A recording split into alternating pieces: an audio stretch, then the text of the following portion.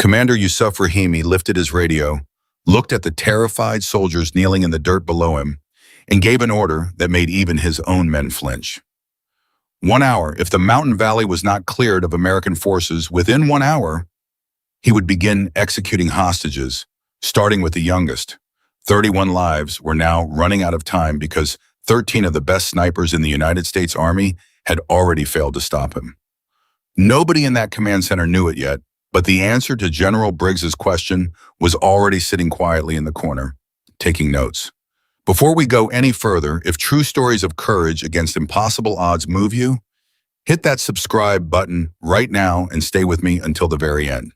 And drop a comment telling me what city you're watching from tonight, so I can see just how far this story has traveled. The radio crackled with static, and then came the voice that made every soldier in the command center go still. 1 hour, Rahimi's voice said through the interpreter, flat and cold. 1 hour or I start with the young one. General Nathan Briggs stood over the comms table with both hands pressed flat against the metal, his jaw tight enough to crack. He had been in this business for over 20 years. He had heard threats before, but something in the way this man spoke, the calm patience of it, told him this was not a bluff. Get me eyes on that valley, Briggs said. Now. A young intelligence officer named Corporal Diaz didn't look up from her screen. Sir, we have partial satellite coverage. The convoy is pinned in a natural bowl formation, surrounded on 3 sides. Rahimi's position is elevated, roughly 3,800 meters from our nearest possible firing line. 3,800, Briggs repeated. The number hung in the air like a verdict. That's not a shot. That's a fantasy. Sir, Diaz said carefully, there is no other option. Ground approach would take 6 hours minimum through that terrain, and that's if the convoy holds that long, which intelligence says is unlikely. Briggs closed his eyes for exactly 1 second.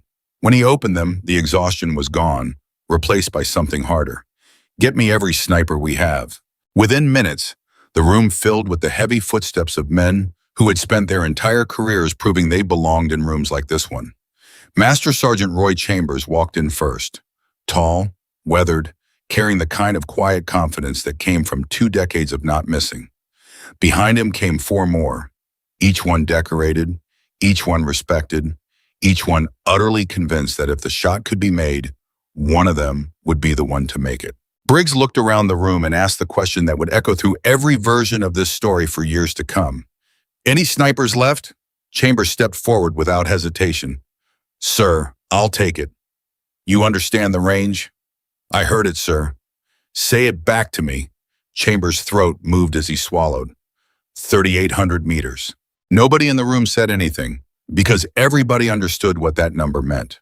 The world record for a confirmed combat kill sat somewhere near that distance, and it had taken a legend to make it, under perfect conditions, with no one's life hanging on a countdown clock.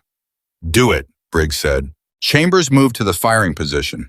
His spotter, a broad-shouldered man named Sergeant Alvarez, dropped into position beside him and began calling numbers into a small device, murmuring calculations under his breath.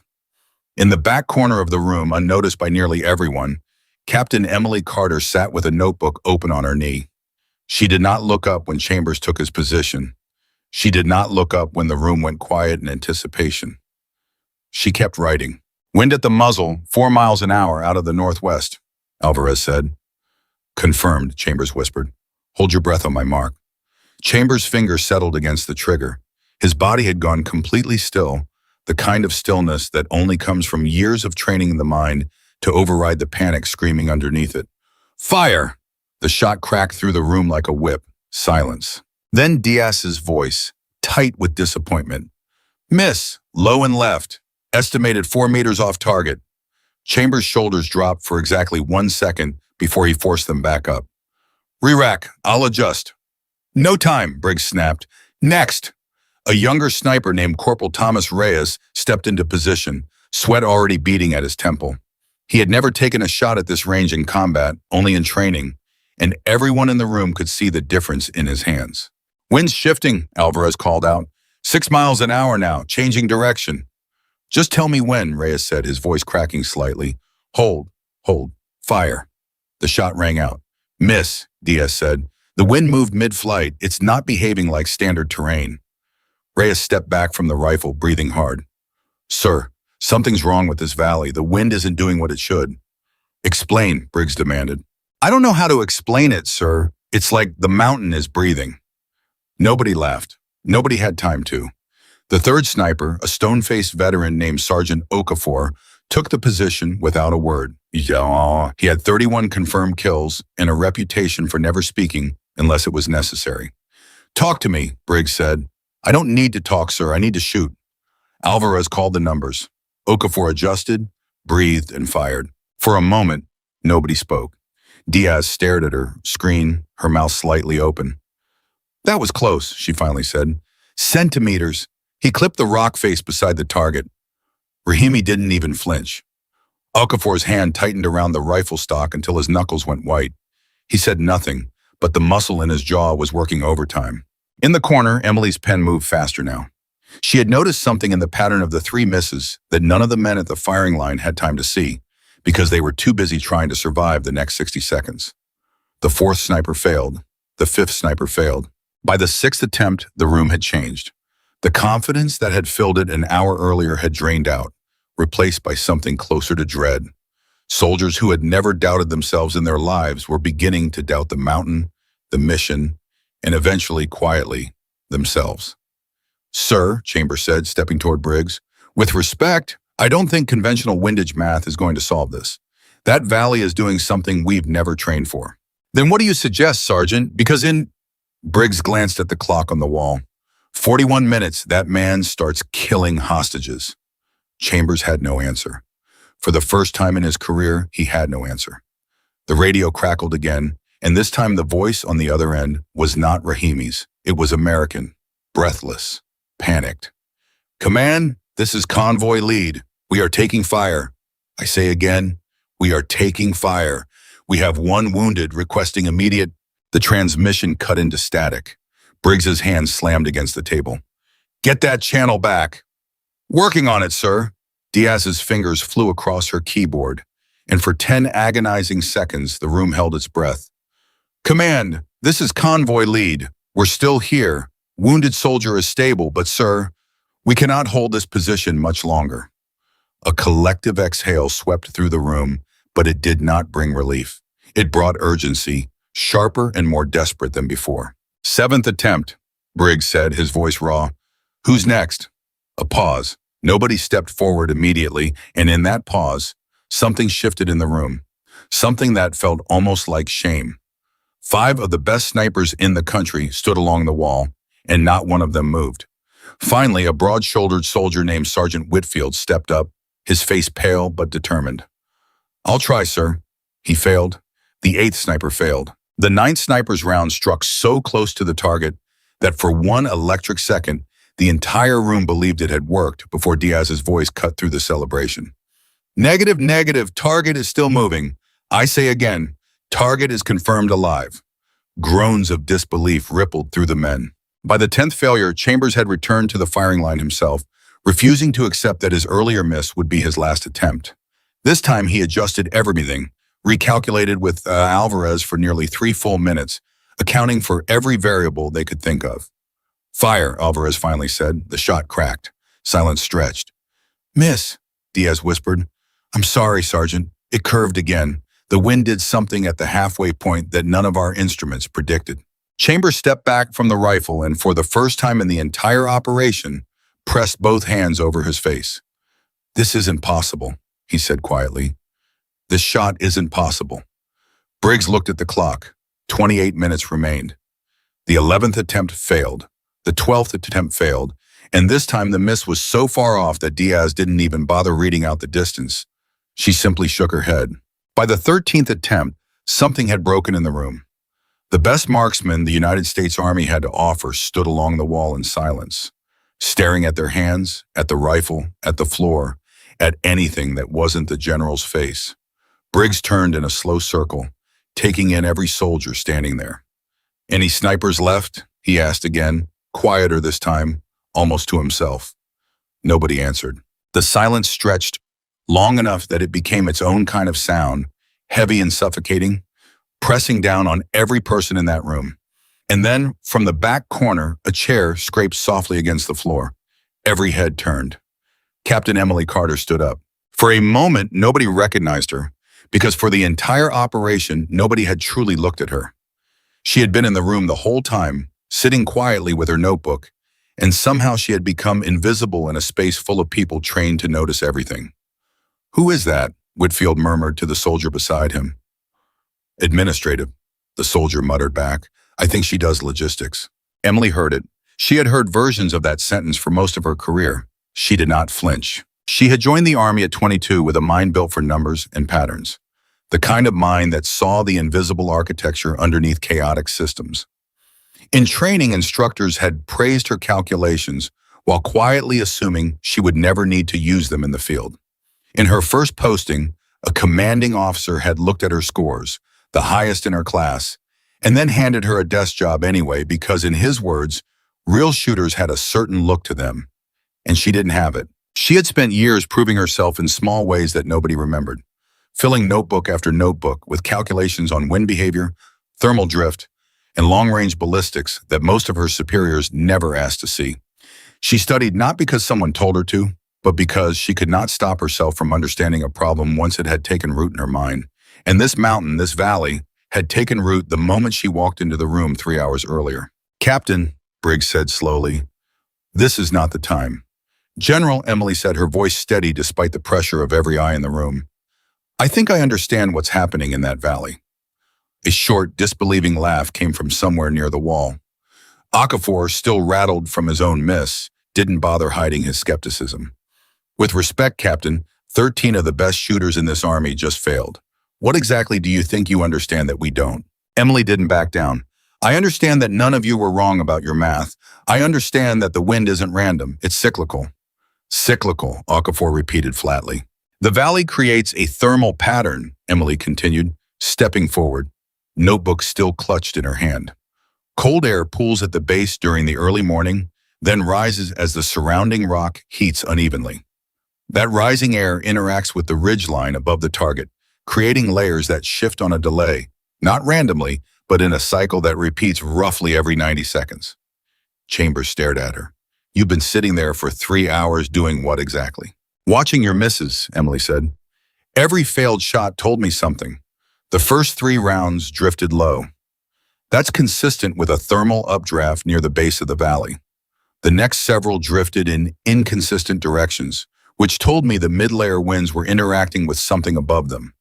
Something none of your spotters were tracking because it's above standard measurement height." Alvarez, who had spent the last hour humiliated by his own calculations failing again and again, leaned forward. "You're saying there's a wind layer we're not accounting for?"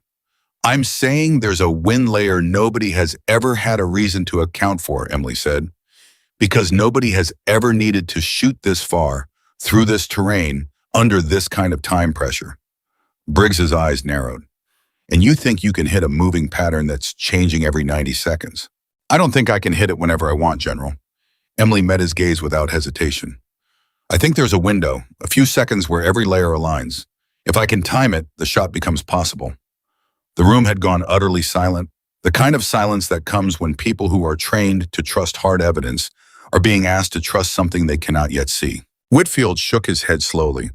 "Sir, this is insane. We have 20 minutes left, and she wants to test some kind of theory she came up with sitting in a chair." "I didn't come up with it sitting in a chair today," Emily said, her voice sharpening for the first time. "I've been studying wind behavior in mountain terrain for 11 years. Every notebook I filled, every report nobody read, every calculation my commanding officers filed away without looking at, it all led to this valley. I have never asked this room for anything. I am asking now." Chambers looked at Briggs. Briggs looked at the clock. 19 minutes. "Show me," Briggs said. Emily opened her notebook and spread 3 pages across the table, pages filled with dense calculations, wind charts, and a diagram of the valley that she had sketched from memory over the last hour, marking small numbered points along the ridgeline. Alvarez leaned over the pages, his skepticism slowly giving way to something else.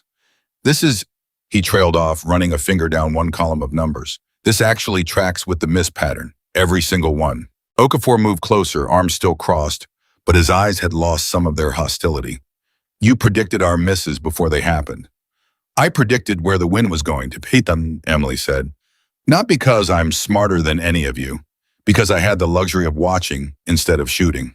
Daniel Pollard, the most decorated marksman in the room, a man who had said almost nothing during the entire operation, finally stepped forward. He had watched every failed attempt with the quiet calculation of someone who had seen more combat than anyone else present. He studied Emily's diagram for a long moment, his weathered face unreadable. "Where's the window?" he finally asked. Emily pointed to a section of her notes. "Based on the pattern, the next alignment should occur in approximately 4 minutes. It will last somewhere between 3 and 6 seconds. Pollard looked up at her, something shifting behind his eyes. "You're telling me you can call a 6-second window in a mountain valley from a chair in the back of this room?"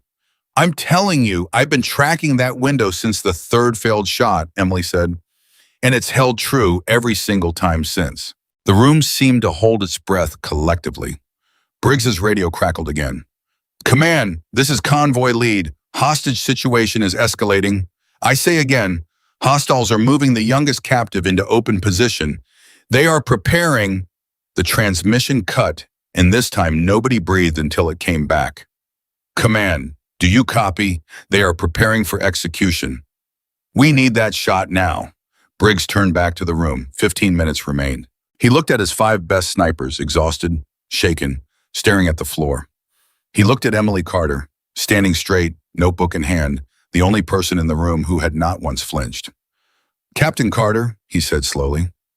"Sir, can you make this shot?" The question hung in the air, heavier than any of the 13 failed rounds that had come before it. Emily did not answer immediately. She looked at the notebook in her hands, at the calculations that had consumed 11 years of quiet, overlooked work, at the men around her who had spent the last hour discovering the limits of everything they thought they knew. "I can give you the best attempt anyone has made today," she said finally. It wasn't a guarantee. It wasn't false confidence. It was the truth, offered plainly, by the one person in that room who had spent her entire career learning the difference between the two. Pollard studied her for one long moment, then turned to Briggs. "General," he said, "she's the only one in this room who's been right about anything for the last hour." Briggs looked at the clock. 14 minutes. 31 lives. One shot that no one believed was possible, waiting for the one person nobody had thought to ask. 14 minutes remained on the clock, and General Briggs did not waste a single second of them. "Move to the line," he said to Emily. "Now." Emily closed her notebook and tucked it under her arm as she crossed the room. Every eye followed her, and for the first time in her career, she did not feel invisible. She felt exposed the way a person feels standing on a stage they never auditioned for.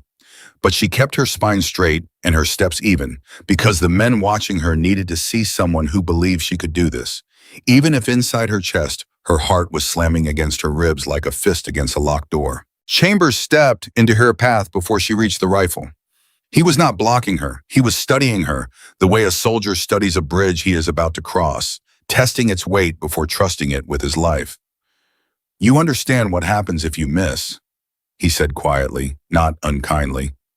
"I understand what happens if nobody tries," Emily answered. Chambers held her gaze a moment longer, then stepped aside. "Then don't miss, Captain." Pollard was already at the rifle, running his hands along the barrel with the careful respect of a man greeting an old friend. He looked up as Emily approached. "This is my rifle," he said. "Custom build. Nobody touches it but me." "I need a .338 with a heavier barrel profile," Emily said without hesitation. "Standard issue won't hold 0 long enough for what I'm about to ask it to do." Pollard's eyebrows lifted slightly, the first flicker of genuine surprise crossing his face since the mission began. "You know weapons systems." "I know what this shot requires," Emily said. "I've known for 3 hours." He studied her for one more second, then stepped back from the rifle and gestured to it with an open hand. "Then it's yours."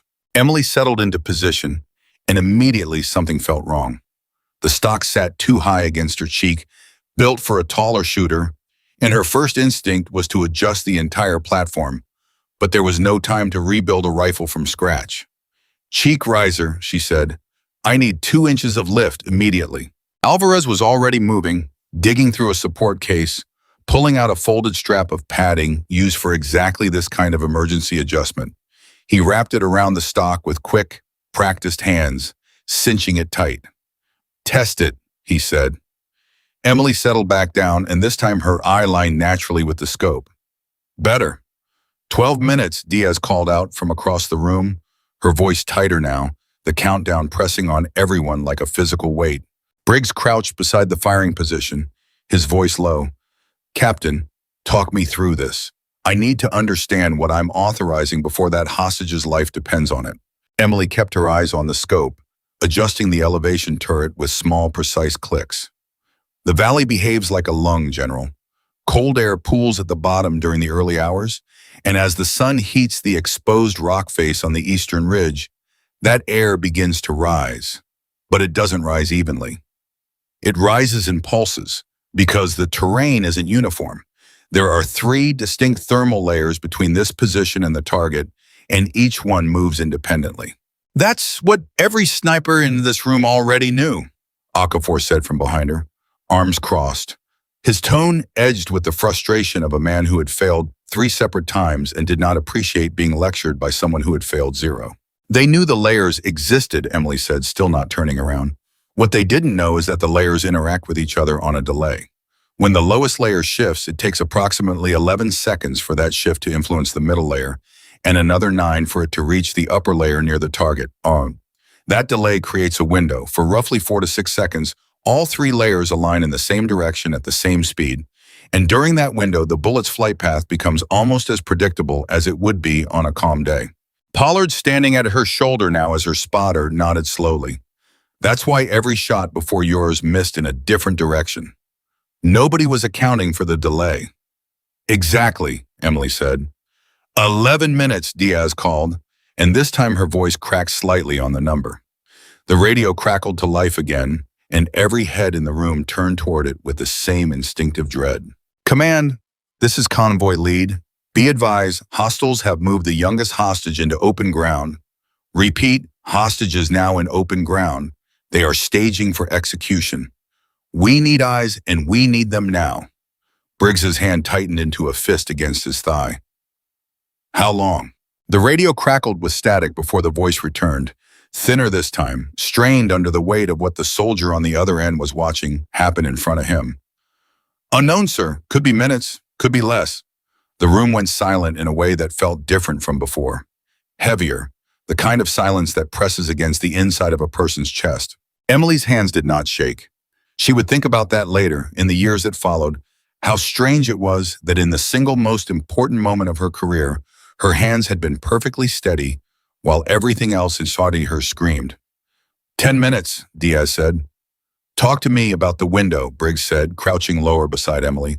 "When does it open again?" Emily glanced at the small chronometer strapped to her wrist, and then back at her notebook, flipping to a page covered in tick marks she had recorded over the last 3 hours, timestamps corresponding to every failed shot in the wind behavior that followed it.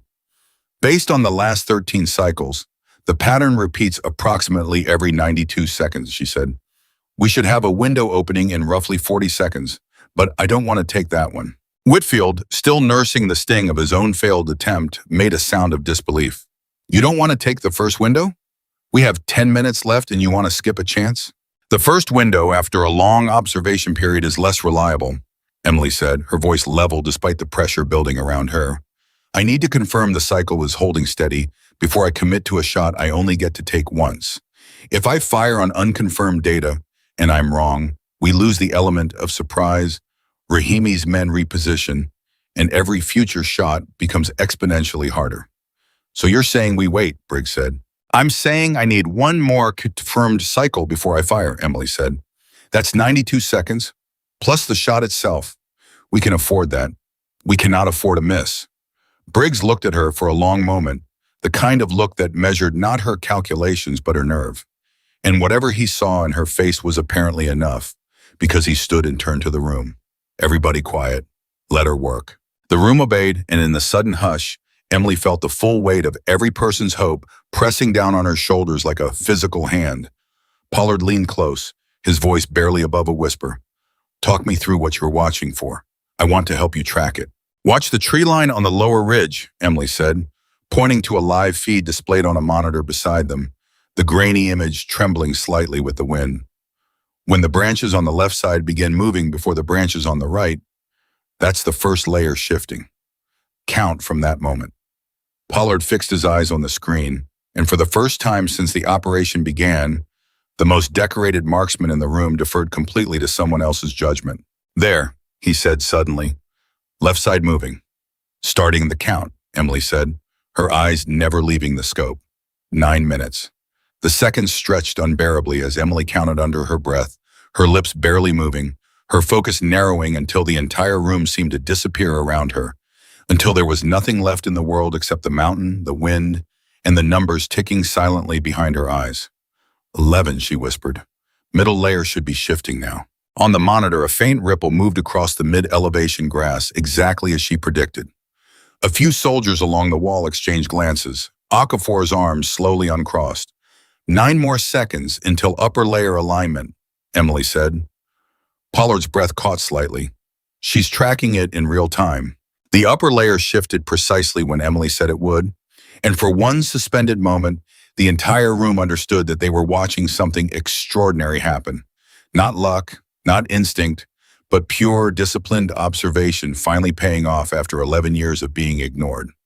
Cycle confirmed, Emily said, and for the first time since she'd stood up from her chair, there was the faintest tremor of relief in her voice. The pattern is holding. 8 minutes, Diaz called. Next window in approximately 90 seconds, Emily said. That's the one I'll take. Briggs's jaw tightened. That leaves us almost no margin. I know, Emily said quietly, but I'd rather take 1 shot with real data than 3 shots with none. You've already watched what happens otherwise. Nobody in the room argued with that. The radio crackled again, and this time Convoy Lead's voice came through ragged, desperate. Command, be advised. Hostiles are positioning the hostage against the rock face. This looks like final staging. I say again, final staging. If you have a shot, take it. Take it now. Briggs's eyes flicked to Emily. Captain, 90 seconds isn't negotiable, General, Emily said, her voice steady even as her pulse hammered so hard she could feel it in her fingertips. If I fire outside the window, the round drifts, Rahimi survives, and that hostage dies for nothing. I need those 90 seconds. Briggs keyed the radio, his voice carrying an authority that even Rahimi's threats hadn't shaken from him. Convoy lead, hold position, do not engage. Sniper is preparing final shot, 90 seconds. Copy, command, but sir, I don't think we have 90 seconds. The line went quiet, and in that quiet, something in Briggs's face changed, the mask of command slipping just enough to reveal the human being underneath it. A man who had sent soldiers into danger for 2 decades and had never once gotten used to the weight of it. 7 minutes, Diaz said, her voice barely audible now. Emily forced her breathing to slow, forced the panic clawing at the edges of her mind back into the small, disciplined box she had built for it over 11 years of training. She had learned long ago that fear was not the enemy of precision. Distraction was, and she would not allow herself to be distracted. Not now, not when 31 lives were balanced on the edge of a 6-second window. 60 seconds to window, Pollard said, his eyes locked on the monitor. Confirm wind at the muzzle, Emily said. Alvarez, who had been silently recalibrating instruments beside her this entire time, called out the reading. 3 miles an hour, steady, out of the northwest. That matches the beginning of the last 2 cycles, Emily murmured. Good. 45 seconds, Pollard said.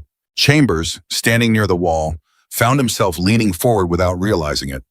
The same instinct that had driven him to volunteer first now driving him to will this stranger's shot into existence, because somewhere in the last 10 minutes, without ever discussing it out loud, every failed sniper in that room had quietly begun rooting for her to succeed where they had not. 30 seconds, Pollard said. Emily's finger rested lightly against the trigger guard, not yet on the trigger itself, her body settling into the same profound stillness that Chambers had shown at the very beginning of the operation, except this time it did not feel like performance. It felt like certainty. And then the radio erupted. Command! Command! They're moving. They're removing the hostage, I say again. They have moved him to a new position, elevated, closer to the commander. This changes the shot angle. Does your sniper copy? Does she copy?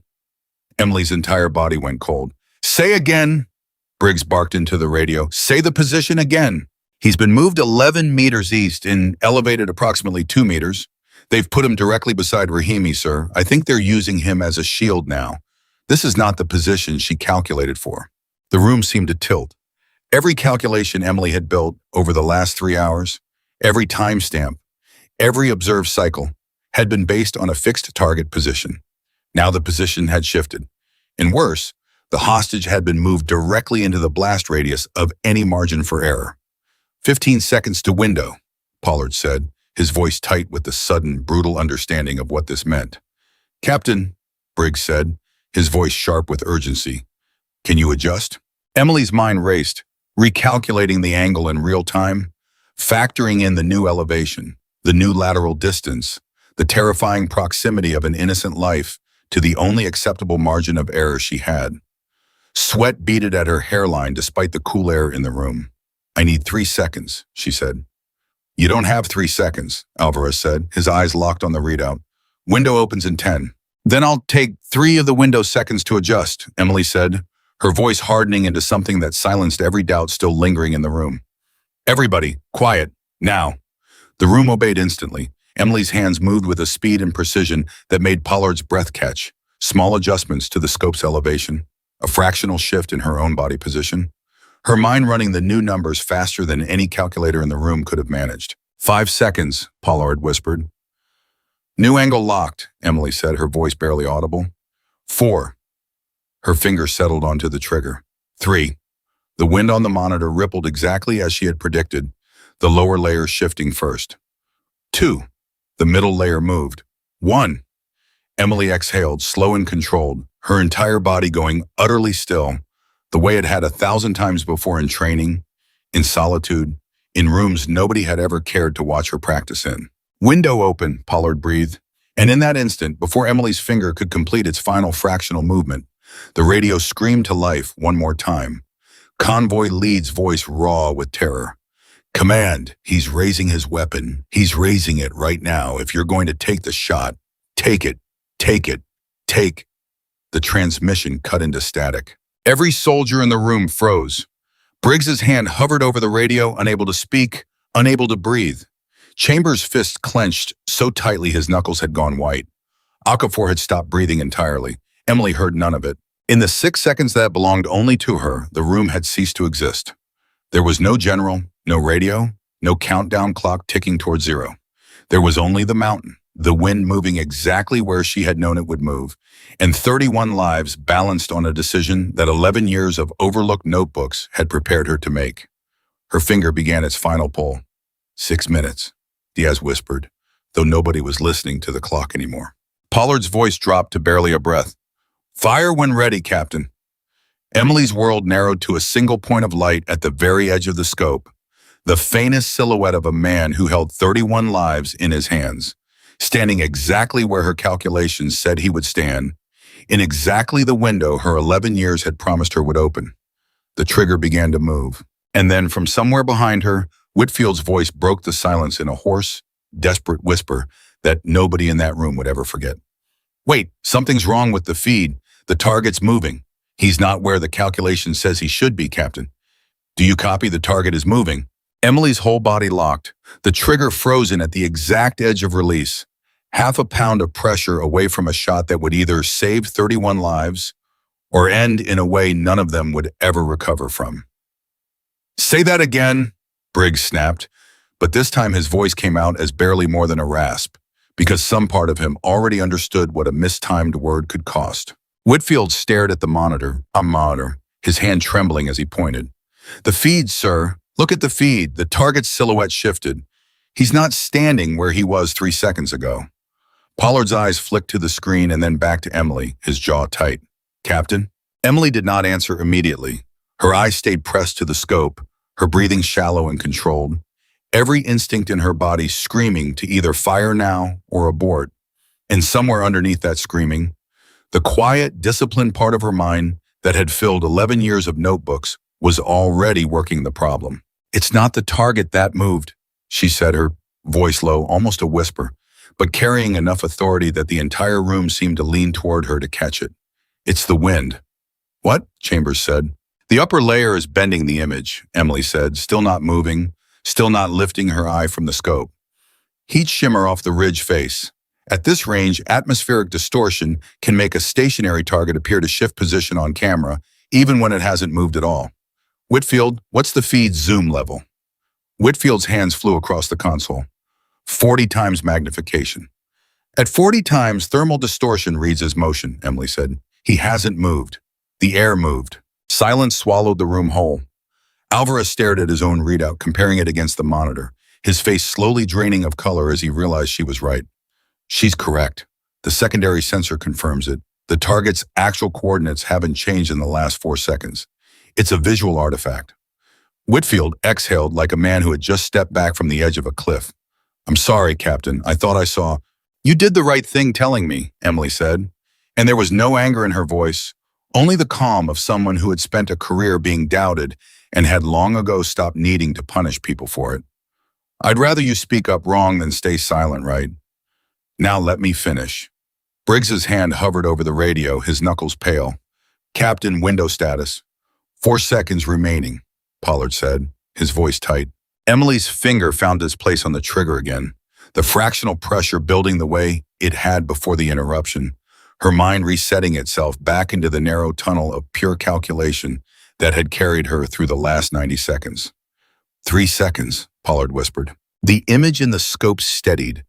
The false shimmer settling, the true outline of a man standing exactly where Emily's mathematics had said he would stand, exactly where an innocent life stood pressed beside him, closer than any margin of error should ever have to tolerate. 2 seconds. Somewhere behind her, she heard Briggs' breath catch, heard the low murmur of Chambers muttering something under his breath that might have been a prayer, though the man would later deny it had been anything of the sort.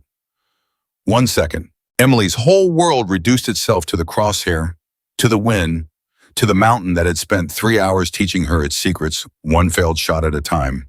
And in that final second, something inside her went utterly quiet, the way it always did in the instant before the truth revealed itself. The trigger broke. The rifle's report cracked through the room like a peal of thunder, and the sound seemed to hang in the air far longer than physics should have allowed, as if the entire building had gone still just to hold it. Nobody moved, nobody breathed. Diaz's hands hovered over her keyboard, frozen mid-motion. Chambers had both fists clenched against his chest without realizing he'd raised them there. Okafor's mouth had fallen open. The skepticism from an hour earlier wiped completely from his face, replaced by something closer to awe or maybe dread. Because in this business, the line between the two was thinner than anyone liked to admit.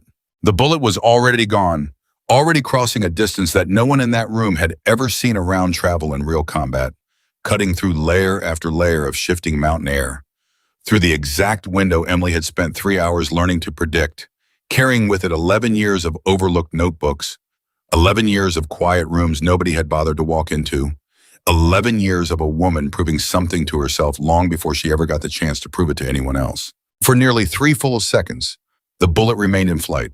3 seconds does not sound like a long time, but in that command center with 31 lives and a radio gone silent and a general who had aged a decade in the last quarter hour, 3 seconds stretched into something that felt endless, something that pressed against every chest in the room like a hand refusing to let go. Pollard's eyes never left the monitor. His lips moved, counting silently, tracking the flight time with the precision of a man who had spent his entire career learning exactly how long it took a bullet to cross an impossible distance. 0.6, he murmured. 0.7. Alvarez's hand trembled over his instrument panel, watching the wind reading scroll past, praying silently that the pattern held, that the cycle Emily had trusted with everything did not choose this exact moment, this exact 3 seconds, to break the promise it had kept for the last 90. Briggs stood frozen at the edge of the firing line, his eyes fixed not on the monitor, but on Emily's face, searching for some sign, some flicker of doubt or certainty that might tell him what was coming before the feed did. There was none. Emily's face had gone completely still, the stillness of someone who had already done everything within her power and now had nothing left to do but wait alongside everyone else, a stillness that unsettled Briggs more than any panic could have, because it told him she had already accepted whatever the next 3 seconds would bring. The radio remained silent. "Command, come in," Briggs said into the receiver, his voice barely audible. "Convoy lead, do you copy?" Static. Diaz's fingers flew across her console. Signal's weak. Here, I'm trying to boost it. Pollard's counting continued, his voice dropping lower with each fraction of a second. 1.1, 1.2. Chambers had stopped, breathing entirely. His eyes locked on the monitor, watching for the smallest flicker of movement that would tell him whether 11 years of quiet preparation was about to save a convoy of 31 people or become the most devastating failure any of them had ever witnessed. Whitfield, still shaken from his own false alarm moments earlier, pressed both hands against the edge of the console, his knuckles white, his lips moving in something that looked almost like an apology to a god he hadn't spoken to in years. 1.6, Pollard whispered. 1.7. The bullet, invisible now to every eye in that room, except the trajectory calculations running silently behind Emily's steady gaze, continued its impossible journey across a distance that 13 of the best marksmen in the United States Army had already declared unconquerable. 2 seconds, Pollard said, and his voice cracked on the number. Briggs's hand tightened around the radio until the plastic groaned in his grip. Convoy lead, do you copy? This is command. Convoy lead, respond. Static and then faint, broken, barely audible over the crackle of a dying signal. A voice returned. Command, this is... The transmission dissolved into noise. Say again, Briggs barked, his composure finally cracking, under the weight of everything the last 3 hours had asked of him. Say again, convoy lead. Do you copy? 2.4 seconds, Pollard whispered, and something in his voice had changed, something that made every head in the room turn toward him. What? Chambers said. What is it? Pollard did not answer. His eyes were locked on the monitor, watching something none of the rest of them could yet see. His mouth slightly open, his entire body gone rigid. The radio crackled once more, and this time the voice broke through clearly enough to understand, though the words themselves seemed to hang suspended in the air, too enormous for the room to fully absorb all at once. Command, this is convoy lead. Be advised. The transmission cut again. Diaz slammed her palm against the console. Signals degrading. I need 30 seconds to rear sheet through the secondary relay. We don't have 30 seconds, Briggs said, his voice raw. We don't have anything left to give. Emily had not moved from the firing position. She remained exactly as she had been the instant the shot left the barrel, her eyes still against the scope, her breathing slow and even, watching the last fragments of trajectory data scroll across the small display mounted beside the rifle, numbers that meant nothing to anyone else in the room, but everything to her. 2.8 seconds, Pollard said, his voice now barely a whisper. And then on the monitor, something happened. A ripple, a shift, a single frame of grainy footage that showed a shape near the target coordinates moving in a way that made Whitfield's breath catch audibly, that made Okafor take an involuntary step forward, that made Chambers' hands unclench for the first time in nearly a minute. What am I looking at? Briggs demanded, his eyes darting between the screen and Emily's unmoving silhouette at the rifle. Somebody tell me what I'm looking at. Nobody answered because nobody yet knew, because the feed had frozen for one impossible, agonizing half-second on an image that could have meant anything, could have meant the mission's greatest triumph or its most devastating collapse.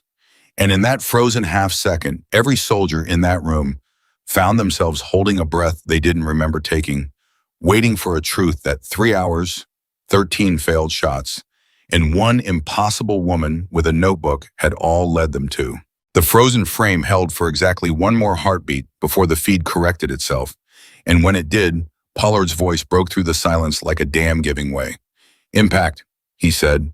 Impact, impact, target is down. For one full second, nobody in the room reacted because the words seemed too large to fit inside the space they'd just been spoken into. Then Diaz's hands flew to her mouth. Chambers' knees actually buckled slightly before he caught himself against the wall. Whitfield let out a sound that was somewhere between a laugh and a soot. And Okafor, the same man who had questioned Emily's credentials less than 15 minutes earlier, dropped his head back and exhaled a breath that seemed to carry the weight of every failed shot he'd taken that day. Confirm, Briggs said, his voice sharp, refusing to believe it until the words came from someone whose job it was to be certain. Diaz, confirm target status. Diaz's fingers moved across her console with shaking urgency, pulling the feed steady, zooming, cross-referencing. For 3 agonizing seconds, The only sound in the room was the soft click of her keyboard and the ragged breathing of a dozen soldiers who had aged years in the last quarter hour. Confirmed, Diaz finally said, her voice cracking on the word. Target Rahimi is down, no movement. Secondary thermal reads no vital signs. He's gone, sir, he's gone. The room erupted, but it wasn't the kind of eruption anyone could have predicted an hour earlier. There were no fists pumped in triumph, no cheers of victory. Instead, grown men who had spent their careers mastering the art of not feeling anything in moments like this stood frozen, some with hands pressed over their mouths, some with eyes suddenly wet, all of them staring at Emily Carter as if seeing her for the very first time. The radio crackled back to life, the signal finally stabilizing, and Convoy Lead's voice came through, clear and shaking with disbelief. Command, this is Convoy Lead. Target is down. I say again, hostile commander is confirmed down. Hostiles are breaking formation. They're retreating. The hostage is safe. I say again, the hostage is safe.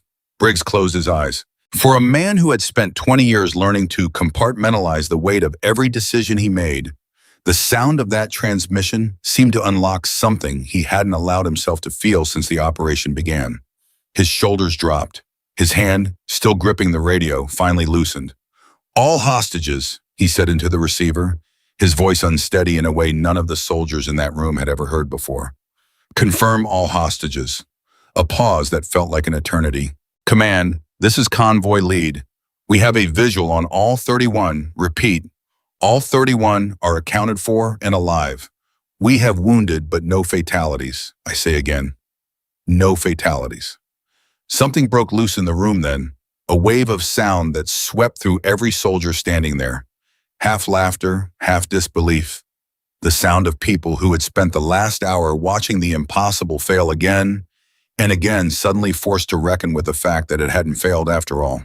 Emily remained at the rifle for a moment longer than anyone else moved, her hands still resting lightly against the stock, her breathing only now beginning to catch up with what her body had just done. She had trained for this moment for 11 years. She had imagined it 1,000 times in the quiet of empty ranges and late nights bent over notebooks nobody asked to see. But nothing had prepared her for what it actually felt like when the weight finally lifted, when 11 years of being overlooked collapsed all at once into a single undeniable truth playing out on a screen in front of 24 witnesses. Her hands began to shake, not before, not during, only now after, when it no longer mattered, when the mission was already won and there was nothing left to steady herself for. Pollard noticed. He always noticed things like that, the small human cracks that appeared after the armor came off. And instead of saying anything, he simply reached out and rested a hand briefly on her shoulder, the kind of gesture that needed no words attached to it. You did it, he said quietly, just for her. You actually did it. Emily let out a breath she felt like she'd been holding for 3 hours. The window held, she said, her voice unsteady. I got lucky, the pattern didn't break. That wasn't luck, Pollard said, shaking his head slowly. I've been doing this for 19 years, Captain. I know what luck looks like. Luck doesn't predict a wind cycle down to the second. Luck doesn't catch a false movement on a monitor and explain thermal distortion in real time while a hostage's life hangs on the next 90 seconds. What you just did wasn't luck. It was the most disciplined piece of shooting I have ever witnessed in my career. Chambers approached next, and there was something different in the way he carried himself now. None of the careful skepticism from earlier, none of the quiet condescension that had colored the room when Emily first stood up from her corner. He extended his hand. I owe you an apology, Captain, he said. When you stood up, I'll be honest, I didn't think you had any business being at that rifle. I was wrong about a lot of things today. Emily shook his hand, her grip steadier now, the tremor slowly working its way out of her fingers. You weren't wrong to doubt me, she said. Nobody in this room had ever seen me shoot. Doubt is reasonable when there's no evidence yet. I just happened to have the evidence in my notebook instead of on a scoreboard. Chambers actually laughed, a short surprise sound. 11 years of notebooks nobody read. 11 years of notebooks nobody asked to read, Emily corrected gently. And something in the way she said it, without bitterness, without accusation, simply as a fact she had made peace with long ago, seemed to land on every soldier in the room at once.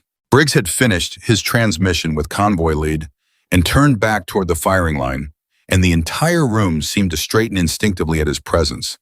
Old habits reasserting themselves even in the middle of a moment that had shattered every expectation anyone walked in with. He crossed the room slowly, his eyes fixed on Emily the entire way, and when he finally reached her, he didn't say anything for a long moment. He simply looked at her, the way a man looks at something he's trying to understand for the first time. "Captain Carter," he said finally. "General, how long have you been assigned to this unit?" 14 months, sir. "And in 14 months, how many times have you been asked to consult on a long-range operation?"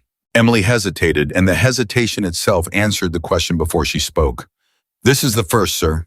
Briggs's jaw tightened, not in anger at her, but at something else entirely, something that seemed to be turning over behind his eyes as he absorbed the full weight of what that answer meant. 14 months, he repeated quietly, almost to himself. Then he extended his hand. "Outstanding work, Captain. That's the finest piece of marksmanship I've witnessed in my entire career, and I've been doing this since before you were commissioned." The word landed differently than any word had landed in that room all day. It was simple, it was short, but coming from a man who had just watched 13 of his best snipers fail one after another, coming from a man who did not hand out praise the way some officers did, cheaply and often, it meant something that Emily would carry with her for the rest of her life. "Thank you, sir," she said, and her voice, for the first time since she'd stood up from that chair 3 hours earlier, finally cracked with the emotion she'd been holding back the entire time. The room began to move again after that, the frozen tension of the last 15 minutes finally breaking apart into the ordinary business of an operation winding down. Diaz was already coordinating medevac support for the wounded convoy soldier. Alvarez had moved to secure Pollard's rifle, treating it now with an almost reverent care, as though it had become something more than equipment in the last quarter hour. Whitfield sat down heavily in a chair near the wall, running both hands through his hair, still processing the fact that he had spent the last hour watching a woman he'd dismissed as administrative solve a problem that had defeated every trained marksman in the building. But not everyone in the room had let go of their skepticism so easily. Okafor approached Emily last, and there was something guarded still in his posture, something that hadn't quite caught up to the relief everyone else in the room was feeling. "Captain," he said, "I want to understand something. You said you had been tracking wind patterns in mountain terrain for 11 years. Why has nobody heard about this before today? If your methods work this well, why weren't you already teaching this to the rest of us?" It was a fair question, and Emily didn't flinch from it. "Because nobody ever asked to see it," she said simply. "I submitted 3 research papers on thermal layer interaction in mountainous terrain during my first 6 years of service. All 3 were filed without review. My last commanding officer told me, in his exact words, that theoretical ballistics work belonged in a classroom, not in the field, and that my time would be better spent on administrative duties where my, quote, attention to detail could be put to better use." A silence settled over the small group still standing near the firing line. "That's not an answer that makes me feel good about this army," Chambers said quietly. "It's not supposed to," Emily said. "It's just the truth." Briggs, who had been listening from a few feet away, stepped back into the conversation, his expression darkening. "Captain, I want copies of every one of those research papers on my desk by tomorrow morning." "Yes, sir. And I want to know the name of the commanding officer who filed them without review." Emily hesitated for the briefest moment. "Sir, with respect, I don't think punishing one officer solves the actual problem. The problem isn't one man's judgment. It's how many people like me get filed away the same way those papers did, before anyone finds out what they're capable of." Briggs studied her for a long moment, and something in his expression shifted, the sharp edge of anger softening into something closer to respect. "You're not just a sniper, are you, Captain?" "I'm whatever the mission needs me to be, sir," Emily said. "Today it needed a sniper. Most days it's needed something else. I've learned not to be picky about which version of myself gets used, as long as it gets used." The comment hung in the air, simple but devastating in what it revealed. And Briggs, a man who had commanded thousands of soldiers over the course of his career, found himself without an immediate response. Timestamp. It was now nearly 2 hours since the operation had begun, and as the adrenaline in the room slowly gave way to exhaustion, the full magnitude of what had happened began settling over everyone present in different ways. For Chambers, it settled as humility, a quiet recalibration of everything he thought he understood about who deserved a seat at the table. For Okafor, it settled as something closer to shame, the uncomfortable recognition that his first instinct upon seeing a quiet woman stand up in a room full of decorated marksmen had been dismissal rather than curiosity. For Whitfield, it settled as something almost like grief. The realization that an army built to identify and reward talent had somehow let this particular talent sit unused in an administrative role for 14 months, while 31 lives very nearly paid the price for that oversight. And for Emily, it settled as something she hadn't expected to feel at all. Not triumph, not vindication. Just a profound, bone-deep exhaustion, the kind that comes after holding a weight for far too long and finally being allowed to set it down. She sat down slowly in a chair near the wall, her notebook still clutched against her chest, and for the first time since she had opened it that morning, she allowed herself to close her eyes. Pollard sat down beside her without a word, and for a while neither of them spoke. The room moved around them, soldiers processing paperwork, Diaz coordinating with the convoy's return route, Briggs on a secure line with command relaying the outcome of the mission. But in the small pocket of quiet where Emily and Pollard sat, nothing needed to be said. "Can I ask you something?" Pollard finally said. "Go ahead." When Whitfield called out that the target had moved right before you fired, what went through your mind? Emily was quiet for a moment, considering the question honestly rather than reaching for something that sounded good. "Fear," she admitted. "Real fear. For about half a second, I thought I'd missed something, that 11 years of preparation had a hole in it I hadn't found yet. But then the training took over. I've spent so long learning to separate what I'm feeling from what I'm observing that even in that half second of panic, some part of me was already running the numbers on thermal distortion before the fear had time to finish forming." "That's a rare thing," Pollard said. "Most people, even the good shooters, let the fear win in moments like that. They second-guess themselves right out of the shot." "I've had a lot of practice not trusting my fear," Emily said. "For most of my career, the loudest voice in every room told me I didn't belong in it. If I'd let fear win every time somebody doubted me, I never would have made it this far." Pollard nodded slowly, understanding something in that sentence that went far beyond the events of the last 3 hours. Briggs's voice cut through the room a few minutes later, calling for everyone's attention as he finished his call with command. "Listen up. Command wants a full debrief on this operation within the hour, and they specifically want to understand how a shot that 13 qualified snipers determined was not viable ended up succeeding on the 14th attempt. Captain Carter, that means you're going to be doing most of the talking." Emily stood, some of her composure returning, though the exhaustion still sat heavy behind her eyes. "Understood, sir." "And Captain," Briggs added, his voice softening slightly, "I want you to understand something before we walk into that room. What you did today is going to get studied by people far above my pay grade. There are going to be officers who ask hard questions, who push back on your methods, because it's easier to question a new idea than to admit the old ones weren't good enough. I need you to be ready for that." "I've been getting questioned my whole career, sir," Emily said. "I can handle a debrief." Briggs almost smiled. "I believe you." The debrief, when it came, unfolded exactly as Briggs had warned. A cluster of senior officers, none of whom had been present in the room during the operation, sat across a long table from Emily, their expressions ranging from cautious curiosity to open skepticism. One colonel in particular, a stern man named Harrington, who had built his reputation on conventional ballistics doctrine, seemed determined to poke holes in every explanation Emily offered. "Captain Carter," Harrington said, flipping through a printed summary of her research papers that had been hastily compiled that afternoon. "You're telling this board that you identified a repeatable wind cycle in complex mountain terrain in real time under combat pressure using nothing but observational notes and mental math." "That's correct, sir. That's an extraordinary claim." "With respect, sir, I'm not asking you to take my word for it," Emily said, meeting his gaze steadily. "I'm asking you to look at the outcome. 13 shots using conventional windage calculation failed. 1 shot using cyclical thermal layer analysis succeeded, and it succeeded against a moving threat with a hostage relocated into the blast radius less than a minute before the shot was taken. The data speaks for itself."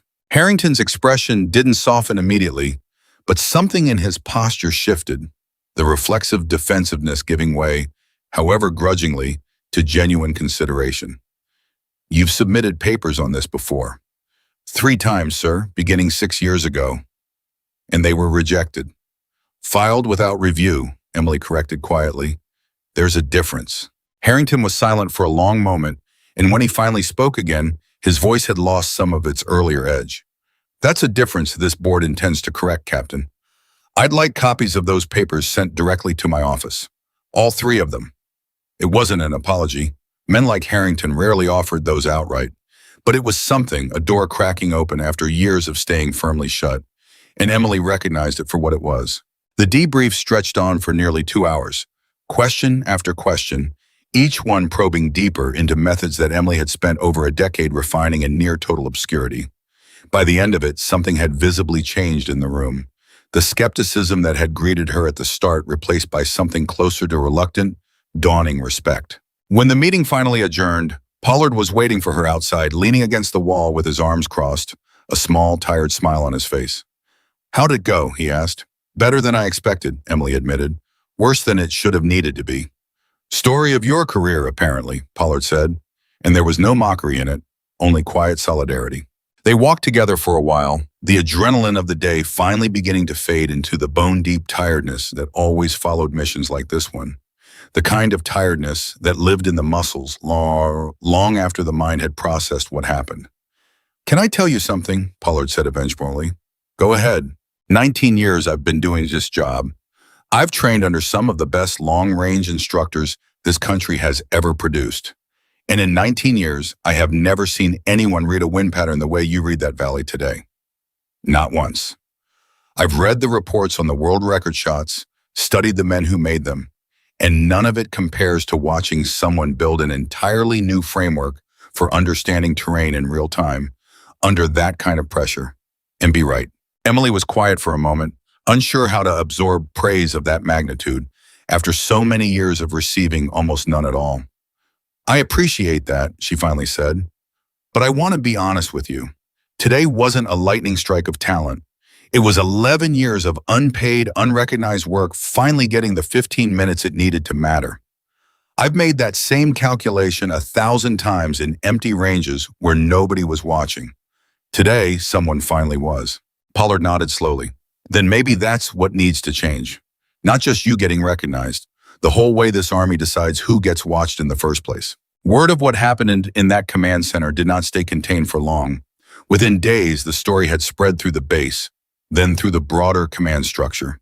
Soldiers who hadn't been anywhere near the operation, repeating second-hand accounts that grew slightly more dramatic with every retelling. Though remarkably, the truth needed very little exaggeration to sound extraordinary.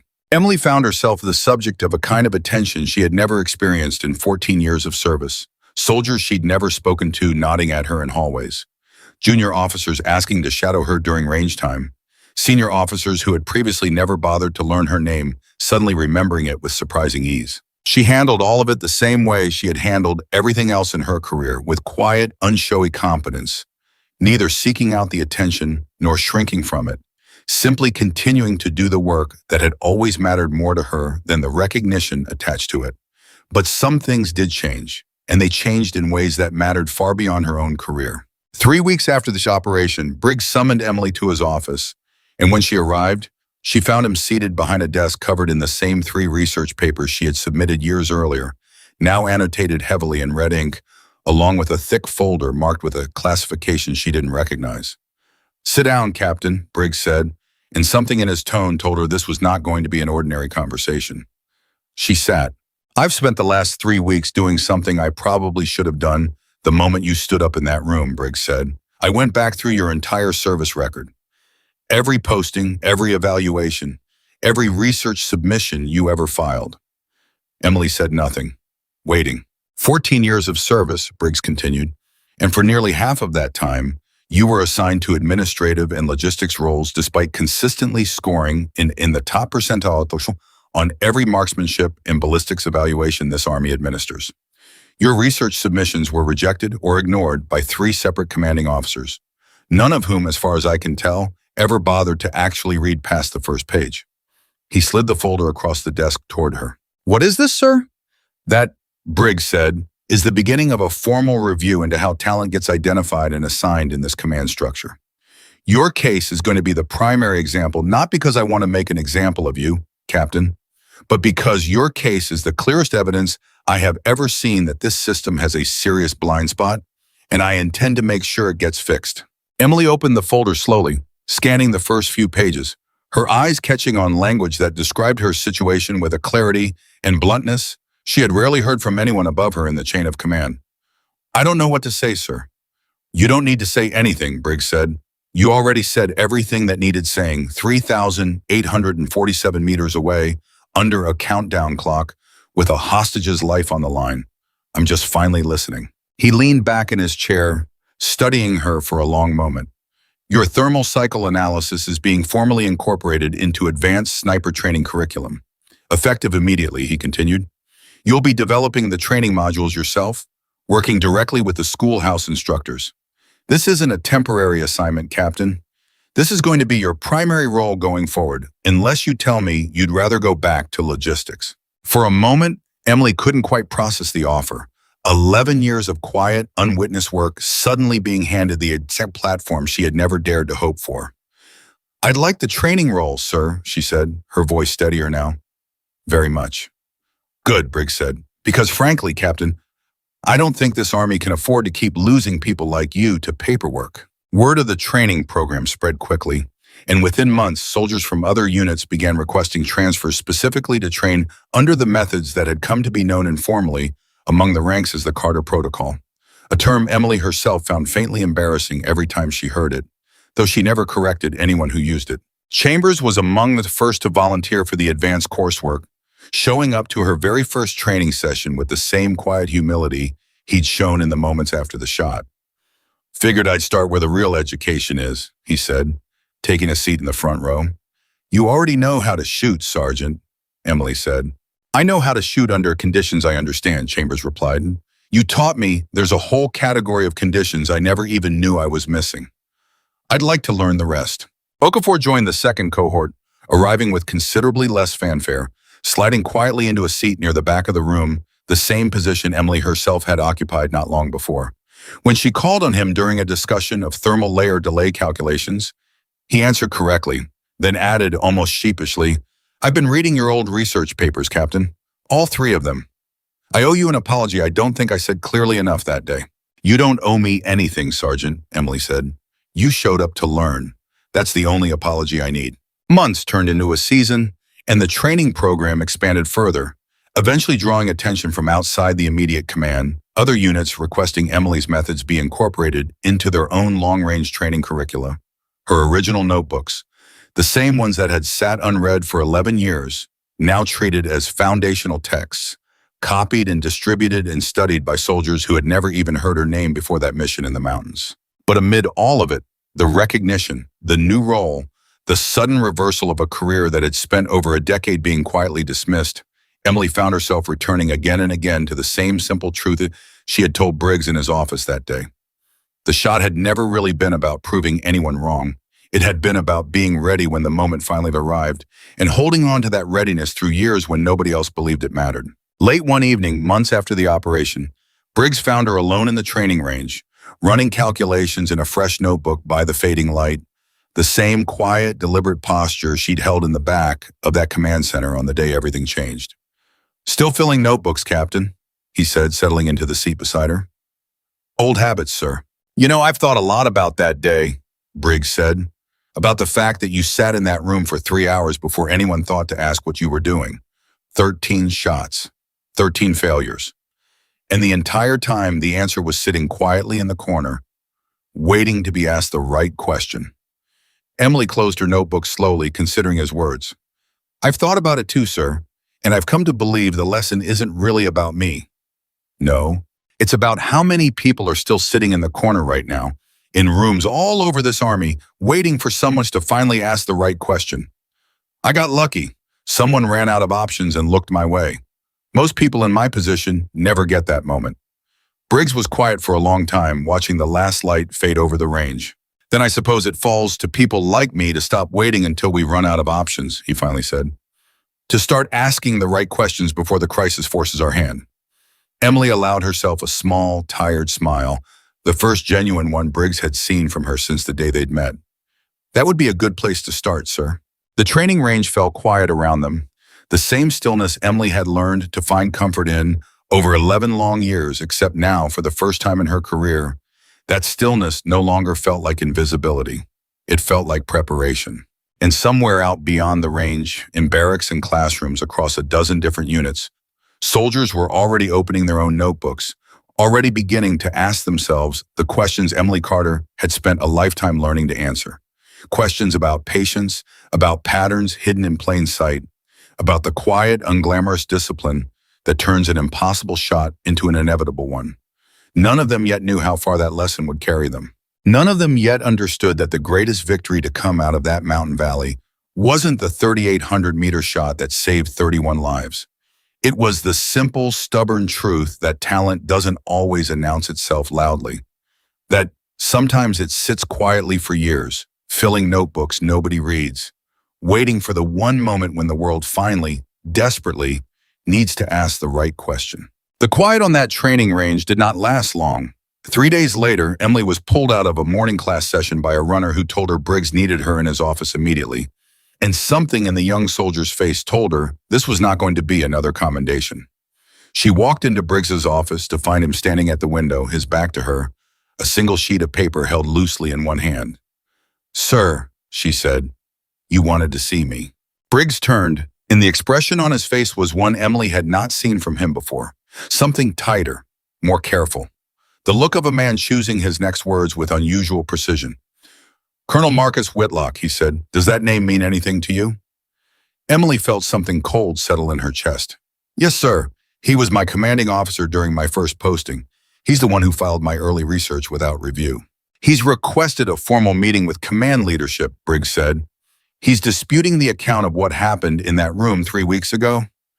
Emily blinked. "Disputing what exactly, sir? There were 14 witnesses. There's a recorded transmission log. The hostages are alive." "He's not disputing that the shot happened," Briggs said, setting the paper down on his desk and sliding it toward her. "He's disputing the credit." Emily picked up the paper and read it slowly, and with each line, the cold feeling in her chest spread further, settling into something closer to disbelief. The document was a formal statement, submitted through official channels, claiming that the thermal cycle methodology used in the operation had originally been developed under Whitlock's direct supervision during Emily's early service, that she had built her calculations on a foundation he had established, and that any recognition for the breakthrough should be shared, if not primarily credited, to his early mentorship. "This is not true," Emily said, and her voice, usually so controlled, carried an edge Briggs had not heard from her before. "Colonel Whitlock never once discussed thermal layer interaction with me. He rejected 3 papers on the subject without reading past the summary page. I have the original submission dates. I have his own handwritten notes dismissing the work as, and I'm quoting directly, sir, theoretical noise with no practical application." "I believe you, Captain," Briggs said, "but belief isn't evidence, and Whitlock has spent 26 years building relationships in this command structure that you have not had time to build. This is going to be a fight." Emily set the paper down carefully, forcing her hands to stay steady even as anger burned through her, sharper than anything she'd felt standing at that rifle 3 weeks earlier. Why would he do this now? He had years to claim credit for something he actually believed in. He didn't believe in it. He buried it. "I have a theory," Briggs said quietly, "and I don't like it." "Tell me." "Whitlock is up for his first star this cycle," Briggs said. "General officer selection boards look hard at a colonel's record of developing talent and innovation within their command. A story about a colonel who buried a soldier's groundbreaking research for 6 years is not the kind of story that gets a man promoted. But a story about a colonel who mentored the soldier who made the impossible shot, that's a very different story." Emily sat down slowly in the chair across from Briggs's desk, the weight of what he was describing settling over her. "So he's trying to rewrite what actually happened because the truth would end his career." "That's my read on it, yes. And if he succeeds." Briggs's jaw tightened. "If he succeeds, Captain, then the training program we built, the one carrying your name informally through every unit that's requested it, gets quietly reattributed. Your role gets diminished. And 11 years of work that finally got its due credit 3 weeks ago goes right back into the shadow it came from." Emily felt something settle inside her then. Not panic, not the cold, creeping dread from a moment earlier, but something harder, more familiar. She had spent her entire career being underestimated, overlooked, filed away. She recognized this feeling. She had simply never expected to face it again after that mountain valley had seemingly changed everything. "What do I need to do?" she asked. "There's going to be a formal review board," Briggs said. "Whitlock requested it himself, which tells me he's confident he can win it. You'll need to present your case, and I have to warn you, Captain, boards like this one don't always favor the truth.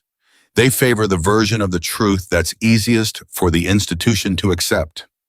"Then I'll make sure the truth is easy to accept," Emily said, "because it happens to also be documented." Timestamp. The review board was scheduled for 8 days later, and in that time, Emily found herself doing something she had done countless times before in her career, quietly methodically building an airtight case out of evidence nobody else had bothered to organize. She spent 4 straight nights in the records office, pulling every submission she had ever filed, cross-referencing dates, signatures, rejection notes written in Whitlock's own handwriting. She found the original memo where he had dismissed her third paper, the one that contained the earliest draft of the exact thermal delay calculations that had saved 31 lives in that mountain valley. A memo that read, in blunt, dismissive language, that her time would be better spent focusing on administrative competencies rather than what he called speculative theory with no field application. She photographed every page. She built a timeline. She tracked down 2 former colleagues who had witnessed Whitlock's dismissals firsthand and were willing to submit written statements, though both admitted privately to Emily that they were nervous about testifying against a colonel who still held considerable influence over promotion boards across multiple commands. "You understand what you're asking us to do," one of them, a former logistics sergeant named Ruiz, told her over a phone call. "Whitlock's got friends. This could follow us." "I understand," Emily said, "and I won't hold it against either of you if you decide it's not worth the risk. But I'm asking anyway because if I don't, he gets to rewrite 11 years of my life into a footnote in his promotion packet." Ruiz was quiet for a long moment. "Send me the statement. I'll sign it." Pollard, when he learned what was happening, showed up at the records office on the third night without being asked, carrying 2 cups of coffee and an expression that told Emily he had already made up his mind about whose side he was standing on. "Heard about Whitlock," he said, setting one of the coffees down beside her. "News travels fast." "News like this always does," Pollard said, pulling up a chair. "Chambers heard it from Alvarez. Alvarez heard it from someone in personnel. By the time it got to me, it had already turned into 3 different rumors, one of which had you being court-martialed, which I'm fairly confident is not accurate." Despite everything, Emily let out a short, tired laugh. "Not accurate. Good, because I already told Chambers I'd testify if it came to that, and I don't want to have wasted the offer." Pollard's tone shifted, growing more serious. "I mean it, Captain. I was in that room. I watched you predict a wind cycle down to the second while a hostage's life hung on a 6-second window. I don't care what Whitlock claims happened 6 years ago. I care about what I saw with my own eyes 3 weeks ago, and I'll say so under oath if that's what this takes." Emily felt something loosen in her chest. The isolation that had defined so much of her career suddenly, unexpectedly, giving way to something she hadn't fully let herself trust yet. "Thank you," she said quietly. "That actually means more than you probably realize." "I think I realize exactly how much it means," Pollard said. "You spent 11 years with nobody in your corner. I'd like to be the first name on a much longer list." By the 5th night, the list had grown considerably. Chambers submitted a statement describing his own failed attempts and the moment Emily's analysis had changed the entire trajectory of the operation. Okafor, despite his earlier skepticism, wrote a statement so thorough and detailed that Briggs later told Emily it read less like testimony and more like an apology letter that happened to also contain admissible evidence. Even Whitfield, still visibly embarrassed about his false alarm during the operation, insisted on contributing a statement describing exactly how Emily had corrected his mistake in real time without ever making him feel small for making it. Diaz went further still, pulling the original communication logs from the operation and cross-referencing timestamps to prove definitively that Emily's calculations had been developed and communicated live, in real time, with no possibility of prior coaching or preparation from anyone, let alone a colonel who hadn't been anywhere near that command center. "This should be enough," Diaz said, handing Emily a thick folder of compiled evidence on the 6th night. I don't see how any review board looks at this and sides with Whitlock. You'd be surprised what review boards are capable of overlooking when the alternative is embarrassing for the institution, Emily said. But there was less fear in her voice now than there had been a week earlier, replaced by the same disciplined calm that had carried her through the mountain valley. Timestamp. The morning of the review board arrived, and Emily walked into the hearing room to find Whitlock already seated at the far end of a long table, flanked by two aides, his uniform immaculate, his expression carrying the confident ease of a man who had spent decades learning exactly how institutions protected their own. He looked up as she entered, and for just a moment, something flickered across his face, not quite recognition, not quite respect, something closer to the mild irritation of a man forced to deal with an inconvenience he had assumed would never resurface. "Captain Carter," he said, his voice smooth and unbothered, "I want you to know I have nothing but admiration for what you accomplished in that valley. This isn't personal." "It feels personal, sir," Emily said evenly, taking her seat across from him. "You're claiming credit for work you actively rejected 6 years ago." "I'm claiming the mentorship role I provided during a formative period of your career," Whitlock said smoothly. "Every soldier's success builds on the foundation their early commanders gave them, whether they recognize it at the time or not." The board, composed of 3 senior officers Emily had never met, sat quietly at the head of the table, their expressions carefully neutral, giving away nothing about which version of events they were inclined to believe. The senior board member, a 2-star general named Reyes with a weathered face and sharp, assessing eyes, opened the proceedings. "Colonel Whitlock, Captain Carter, we're here today to review competing claims regarding the origin and development of the thermal cycle analysis methodology used in the operation 3 weeks ago. I want to remind both parties that this board's interest is in the truth, not in either party's career prospects. Colonel, you may begin." Whitlock spoke first, and he spoke well, Emily had to admit, weaving a narrative that was technically not built entirely on lies, describing his early command, describing Emily's initial training under his oversight, carefully omitting the specific details of how he had actually treated her research, while emphasizing vague, unfalsifiable claims about the mentorship environment he had supposedly cultivated. "Every young officer under my command received guidance on ballistics theory as part of standard training," Whitlock said. "Captain Carter's early exposure to thermal dynamics concepts began under that guidance. I don't claim to have invented her methodology. I claim to have provided the foundation upon which it was built." General Reyes turned to Emily. "Captain, your response." Emily opened the folder in front of her hands steady despite the pressure of 3 unfamiliar senior officers watching her every word. "General, I'd like to enter into record 3 research submissions I filed during my service under Colonel Whitlock's command, along with his handwritten evaluation notes attached to each one." She slid the documents across the table. Reyes picked up the first one, scanning it slowly, his expression unreadable. "This first paper, submitted 6 years ago, contains the earliest version of the thermal layer delay calculation that ultimately became the foundation of the methodology used in the successful operation," Emily continued. Colonel Whitlock's handwritten note, visible at the bottom of the final page, reads, quote, "Theoretical noise with no practical application. Recommend reassignment to administrative duties," end quote. Reyes's eyes flicked up from the page toward Whitlock, whose expression had not changed but whose jaw had tightened almost imperceptibly. "Colonel," Reyes said, "do you recall writing this note?" "I don't recall the specific language," Whitlock said carefully, "but I don't dispute providing critical feedback as part of standard mentorship. Feedback that pushes a young officer to refine their thinking is not the same as rejection." "It reads as rejection," said the second board member, a stern-faced brigadier general who had remained silent until now. "It explicitly recommends reassignment away from the very work you are now claiming credit for fostering." "With respect, General," Whitlock said, "context matters. That was 6 years ago. My understanding and appreciation for the captain's work has evolved considerably since then." "Your understanding evolved considerably in the last 3 weeks, is what I'm hearing," the brigadier general said dryly. And for the first time, Emily saw something crack in Whitlock's composed exterior, a flicker of genuine alarm before he smoothed it back over. Emily continued, sliding the second and third papers across the table, each accompanied by similarly dismissive notes, each one methodically dismantling the narrative Whitlock had spent the last week constructing.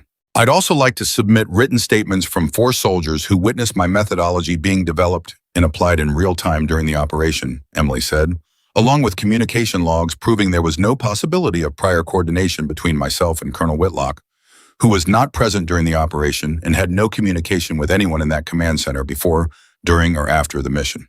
Reyes accepted the statements, flipping through them slowly, his expression growing more severe with each page. Colonel Whitlock, Reyes finally said, setting the papers down, I have in front of me documentation showing you rejected this methodology on 3 separate occasions, in writing, with explicit recommendations that Captain Carter be reassigned away from research entirely. I also have 4 independent witness statements confirming that the application of this methodology during the recent operation was developed and communicated live, with no involvement from you whatsoever. I'm having difficulty understanding the basis for your claim. Whitlock's composure, so carefully maintained throughout the hearing, finally began to slip. General, I think it's important to consider the broader context of institutional mentorship, the way early command environments shape. Colonel, Reyes interrupted, his voice sharpening into something that left no room for further deflection. I've reviewed enough evidence in the last 20 minutes to understand exactly what happened here. You dismissed this officer's work for 6 years, and now that it's saved 31 lives and earned national attention within command circles, you're attempting to retroactively insert yourself into a success story you actively obstructed. I find that deeply troubling and, frankly, unbecoming of an officer with your record. The room went very quiet. Whitlock's aides exchanged a brief, uncomfortable glance. Emily kept her expression neutral, though inside, something that had been coiled tight in her chest for 8 straight days finally began to loosen. General, Whitlock tried again, his voice noticeably less smooth now. I don't believe intent should be conflated with outcome. Regardless of my initial evaluation, the fact remains, Reyes said, cutting him off a second time, that you attempted to claim credit for work you dismissed using language calculated to obscure your actual role in a formal statement submitted through official channels. That is not a minor administrative dispute, Colonel. That is a serious integrity concern, and this board will be referring the matter for further review outside the scope of today's hearing. The words landed like a verdict, and Emily watched as the confident, unbothered posture Whitlock had walked in with finally completely collapsed. Timestamp. The hearing concluded less than 10 minutes later, the board unanimously affirming that the thermal cycle methodology belonged entirely to Emily's independent research and development, with no contribution from Colonel Whitlock at any stage. The formal record was corrected, the training program retained her name, and the matter of Whitlock's conduct, as Reyes had promised, was referred for a separate, far more serious review. Outside the hearing room, Briggs was waiting, and the look on his face told Emily everything she needed to know before he said a word. I heard, he said. Word travels fast in this building. It should have been over in 10 minutes, Emily said, some of the exhaustion of the last 8 days finally showing through. It felt like it took 8 days to prove something that was true from the very beginning. That's usually how it goes when someone tries to rewrite the truth instead of just accepting it, Briggs said. But you handled it exactly the way you handled that valley. Patient, methodical, undeniable once the evidence was laid out. I had help this time, Emily said, thinking of Pollard's coffee, Chambers' statement, Okafor's apology disguised as testimony, Diaz's meticulous timeline. I didn't do this one alone. No, Briggs agreed, a small, genuine smile crossing his face for the first time since this whole ordeal had begun. And maybe that's the real difference between the woman who sat in that corner 3 weeks ago and the woman standing in front of me now. It's not that your work changed, it's that you finally stopped having to prove it by yourself. Word of the hearing's outcome spread through the base even faster than word of Whitlock's initial claim had. Chambers found Emily later that afternoon in the training range, a wide grin on his face that he made no effort to hide. Heard Whitlock walked out of there looking like a man who just watched his own promotion packet catch fire, he said. That's roughly accurate, Emily said. And for the first time in over a week, she allowed herself to laugh, a real laugh, unguarded and tired and relieved all at once. You know what this means, Chambers said. Every soldier on this base is going to hear exactly what kind of colonel spends 6 years burying a researcher's work and then tries to steal credit for it the moment it saves 31 lives. That's not a story that goes away quietly. I'm not interested in destroying his career, Chambers, Emily said. I just wanted the truth on the record. I know, Chambers said. That's exactly why everyone in this building is on your side. You didn't ask for revenge, you just asked to be believed. Turns out that's a lot more powerful than revenge ever could have been. Okafor approached a few minutes later, standing a little more stiffly than usual, the way he always did when something weighed on him that he hadn't quite figured out how to say. Captain, he said, I want you to know, writing that statement was the easiest thing I've done in this uniform in a long time. After everything, after doubting you in that room, after watching you prove every one of us wrong in the best possible way, standing up for you when someone tried to steal that from you felt less like an obligation and more like finally paying a debt I owed. You don't owe me anything, Sergeant, Emily said, echoing the same words she'd told him weeks earlier. Maybe not, Okafor said, but I'm still glad I got the chance to pay it anyway. Timestamp. In the weeks that followed, the training program Emily had built continued to expand, now operating under a level of institutional protection it had never had before. Briggs personally ensuring that no future commanding officer would ever again have the authority to bury research the way Whitlock had buried hers. But something else had shifted too, something less official, but no less significant. The soldiers who trained under her no longer approached her methodology as a curiosity to be tested or a fluke to be explained away. They approached it as a discipline to be mastered, a body of knowledge built by someone who had earned every ounce of authority behind it. Twice over now, once in that mountain valley and once in a hearing room where the truth had very nearly been stolen out from under her. Late one evening, sitting alone in the records office where she had spent so many exhausting nights building her case against Whitlock, Emily found herself looking through her original notebooks one more time, the same pages that had once been dismissed as theoretical noise, now serving as the foundation for a training curriculum being taught across multiple commands. Pollard found her there, as he often did lately, leaning against the doorway with the same quiet, easy presence he'd carried since the day the mission had ended. Still working, he said. Old habits, Emily said, echoing the same words she'd once given Briggs. You know, Pollard said, stepping into the room, I've been thinking about something Whitlock said in that hearing, about every success building on some foundation someone else provided. He was lying, Emily said. He was lying about himself being that foundation, Pollard said. But he wasn't entirely wrong about the principle. You didn't build any of this alone, Captain. Not the shot in that valley, and not the hearing that just protected it. You had 13 failed attempts ahead of you that taught you exactly what not to trust. You had a general willing to listen when nobody else would. You had soldiers willing to stand up for you when someone tried to take that away. Emily closed the notebook slowly, considering his words. I spent so many years believing I had to do everything alone, because for so long that was the only option anyone gave me. And now I think maybe the real lesson isn't that talent survives in isolation, Emily said quietly. Maybe it's that talent shouldn't have to.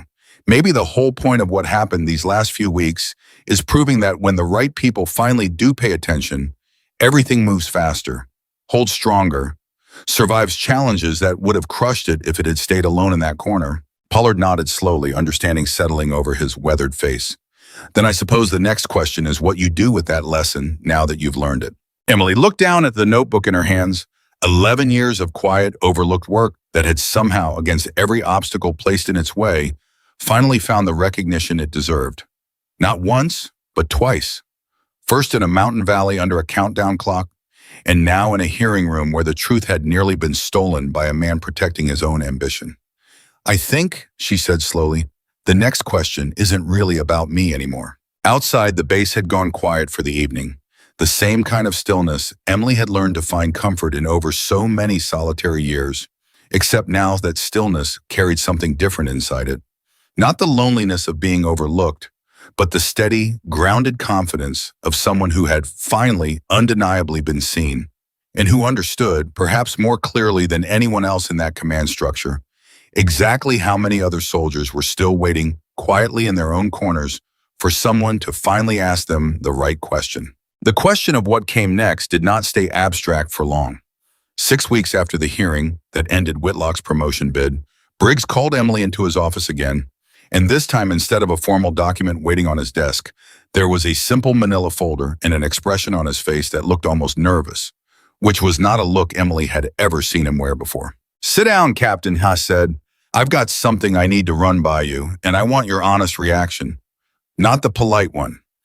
Emily sat, curiosity overtaking the small flicker of caution that any summons to this office now carried after the Whitlock affair.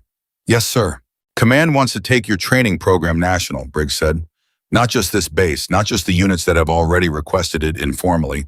They want a standardized curriculum built around your methodology, taught at the schoolhouse level, mandatory coursework for every advanced marksman training pipeline in the Army. Emily sat with that for a moment, the scale of it settling over her slowly. That's every long-range program in the country, sir. That's every long-range program in the country, Briggs confirmed. And they want you to lead the development, not consult on it. Lead it, which means relocating to the schoolhouse, building a full staff, writing doctrine that soldiers will be studying for the next 20 years. That's an enormous shift, sir. It is, Briggs agreed, and I told them I wouldn't answer for you. This has to be your decision, Captain, because I know better than almost anyone how many times decisions about your career got made without you in the room. I wasn't about to add myself to that list. Something in Emily's chest tightened at that, not from doubt, but from the simple, still unfamiliar experience of someone in power choosing to hand a decision back to her instead of making it for her. Can I have a few days to think it over, sir? Take a week, Briggs said. This isn't a decision anyone should rush. Emily spent that week the way she spent most difficult decisions, methodically, turning the question over in her notebook the same way she once turned over wind patterns, weighing costs against outcomes, searching for the pattern hidden beneath the noise of her own uncertainty. Pollard found her on the third night, sitting alone at the edge of the training range long after the sun had gone down, her notebook open on her knee, illuminated by nothing but the weak glow of a small flashlight clipped to her collar. Briggs told me about the offer, he said, settling onto the ground beside her without waiting for an invitation. Word travels fast in this command, Emily said, echoing words that had become something of a running joke between them since the hearing. It does when the person at the center of the story keeps doing things worth talking about, Pollard said. So, what's the notebook telling you? Emily closed it slowly. The notebook doesn't have an opinion on this one. This isn't a wind pattern. There's no cycle to observe, no data to collect that tells me the right answer. Then what's actually stopping you? Emily was quiet for the long moment, and when she finally spoke, her voice carried a vulnerability that even Pollard, who had spent the last 2 months earning her trust one quiet gesture at a time, had rarely heard from her. Fear, she admitted. Not fear of failing. I've spent my whole career comfortable with the possibility of failing quietly, where nobody's watching. This is different. If I take this role and it doesn't work, if the doctrine I write doesn't hold up, if soldiers train under my methods and something goes wrong in the field because of a gap I didn't anticipate, that failure doesn't stay quiet. That failure gets studied. It gets written into after-action reports. It costs lives instead of just costing me a promotion. That's a heavy thing to carry, Pollard said quietly. It's the same thing I carried into that valley, Emily said. Yeah, you died. Except in that valley, I only had to be right once. This is asking me to be right forever, for every soldier who ever opens the manual I write. Pollard considered this for a long moment, staring out at the darkened range in front of them. Can I tell you something my old instructor told me, back when I was younger than half the soldiers training under you now? Go ahead. He told me that the moment you stop being afraid of getting it wrong is the moment you've stopped taking the job seriously enough to get it right. He said the fear isn't the enemy, Captain. The fear is the thing that keeps you checking your math 3 times instead of twice. It's the thing that made you spend 11 years filling notebooks nobody read, because some part of you understood that being right actually mattered, even when nobody else was paying attention. Emily turned to look at him, something shifting behind her eyes. You're not being asked to be perfect, Pollard continued. You're being asked to bring the same discipline that saved 31 lives into a room where you get to teach it to everyone who comes after you. That's not a burden, Captain. That's the whole reason this Army finally has a chance to stop losing people like you to filing cabinets. Timestamp.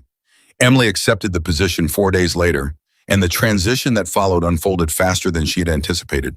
A flurry of paperwork, relocations, staff meetings, and the slow, deliberate process of translating 11 years of solitary notebooks into a curriculum that could be taught, tested, and trusted by soldiers who had never met her and never would. The first cohort to train under the newly formalized program arrived 3 months later, 42 soldiers pulled from units across the country, each one carrying some version of the same skepticism that had once filled that command center on the day of the mission. The quiet, reflexive doubt of people trained to trust proven methods over unproven theory. Emily stood in front of them on the first morning, and for a moment the old, familiar instinct rose up in her, the urge to shrink slightly, to soften her presence in a room full of people who had not yet earned the reason to believe her. She pushed the instinct down, the same way she had pushed down her fear in that mountain valley, and began to speak. "My name is Captain Emily Carter," she said. 3 months ago, most of you had never heard that name. Some of you have now heard a version of a story about a shot I took in a mountain valley, and I want to start by telling you that story is true, but it's not the most important part of what you're here to learn. A murmur passed through the room, confusion flickering across several faces. "The most important part isn't the shot," Emily continued. "It's the 11 years before it. 11 years of watching wind patterns nobody asked me to watch. 11 years of filling notebooks that got filed away without being read. 11 years of being told, more times than I can count, that what I was studying didn't have practical application. I'm not telling you this so you'll feel sorry for me. I'm telling you this because every single one of you is going to spend years of your career doing work that feels unglamorous, unnoticed, and unrewarded. And I need you to understand before you ever fire a single round in this program that the discipline you build in those quiet years is the only thing that will be there for you in the loud ones." A young soldier in the front row, barely into his 20s, raised his hand hesitantly. "Captain, did you ever think about quitting? During those 11 years, I mean. Did you ever think the notebooks weren't worth it?" Emily considered the question honestly, the way she considered every question that mattered. "Every year," she said, "sometimes every month. There were entire seasons where I genuinely believed the work would never matter to anyone but me. But I kept filling the pages anyway, because somewhere underneath the doubt, I believed the patterns I was seeing were real, even if nobody else was ready to see them yet. That belief is not the same as confidence. Confidence is easy when people are cheering you on. What I'm asking you to build in this program is something harder. I'm asking you to build conviction, the kind that survives silence." The room was quiet after that, the kind of quiet that carried weight instead of emptiness. And Emily understood, standing there in front of 42 soldiers who had come from bases across the country, that something had already begun shifting, not because of anything dramatic, but because for the first time in most of their careers, someone was telling them the truth about what this work actually demanded. Timestamp. The program's first major test came 4 months into the curriculum, when a request arrived from an active deployment overseas, a long-range operation eerily similar in its impossible parameters to the mission that had started everything. A target positioned at extreme range through complex mountainous terrain, with a tight window and lives hanging on the outcome.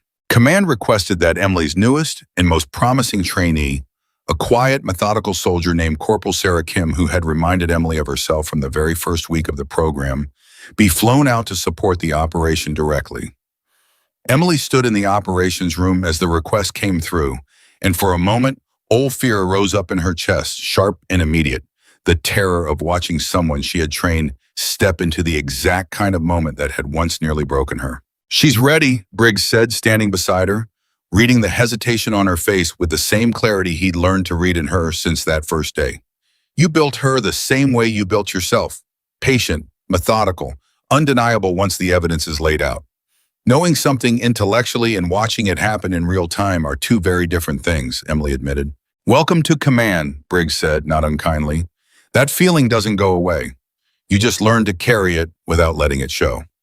The mission unfolded over the following 6 hours, relayed back through intermittent, static-filled transmissions that Emily monitored from a secure line, her hands tight around a cup of coffee that had gone cold hours earlier without her noticing. Kim's voice, when it finally came through clear, carried the same disciplined, calm Emily had worked so hard to instill in her, the same refusal to let fear override observation. "Command, this is Corporal Kim.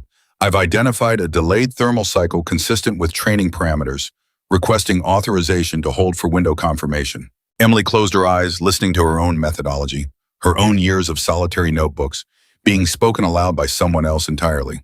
Someone who had learned to see the invisible architecture of wind and mountain the same way Emily once had. Except this time, She hadn't had to learn it alone in 11 years of silence. She had learned it in 4 months, guided, supported, believed in from the very beginning. Authorization granted, the operator on the line responded. Proceed at your discretion, Corporal. The transmission went quiet for nearly 90 seconds, the exact length of the cycle Emily had first identified in that mountain valley so many months earlier. And in that silence, Emily found herself gripping the edge of the console, every instinct in her body reaching across the distance toward a soldier she couldn't touch, couldn't guide, could only trust. Window confirmed, Kim's voice finally came through, taking the shot. The silence that followed felt identical to the one Emily remembered from her own operation. The same suspended, unbearable stretch of time where an entire mission balanced on a single decision made under impossible pressure. Then, finally, the words that broke the tension wide open. Target confirmed down. All friendly forces accounted for. Mission successful. The operations room erupted into quiet, controlled celebration, but Emily found herself sitting motionless for a long moment, tears gathering in her eyes that she made no attempt to hide because, in that instant, she understood something with a clarity that no amount of training or preparation could have given her beforehand. This was never just going to be about the one shot she took. It was about every shot that would come after it, taken by soldiers who would never have to sit alone in a corner for 11 years, filling notebooks nobody read, waiting for a crisis desperate enough to finally ask them the right question. Briggs found her a few minutes later, still sitting quietly at the console, and he didn't say anything at first, simply pulled up a chair and sat beside her the way Pollard so often did, offering presence instead of words. She did it, Emily finally said, her voice thick with an emotion she hadn't fully anticipated. She actually did it. She did, Briggs agreed, but she didn't do it alone, Captain. She did it because someone finally built her the foundation you never had. That's not a small thing. That's the entire point of everything you've built these last several months. Timestamp. Word of Kim's successful operation spread through the training program almost as quickly as word of Emily's own mission had spread a year earlier. Except this time, the story carried a different weight, proof not of one extraordinary individual, but of a methodology, a discipline, a system finally strong enough to produce success again and again, independent of any single person's singular brilliance. Kim returned to the training facility 3 weeks later, and when she found Emily in the same records office where so much of the program's foundation had been built, she stood in the doorway for a long moment before speaking. The same hesitant respect Emily remembered from her own early encounters with soldiers who didn't yet know how to address someone who had changed the course of their career without ever asking for the credit. Captain, Kim finally said, I don't think I properly thanked you before I deployed. You don't need to thank me, Corporal, Emily said. You did the work. I just made sure you didn't have to do it in silence. That's the part I keep coming back to, Kim said, stepping into the room. Everyone talks about your shot, the 3,800 meters, the impossible window. But sitting out there, waiting for that cycle to align, all I could think about was how differently that moment would have felt if I'd had to figure it out completely alone, the way you did. I had your notebooks.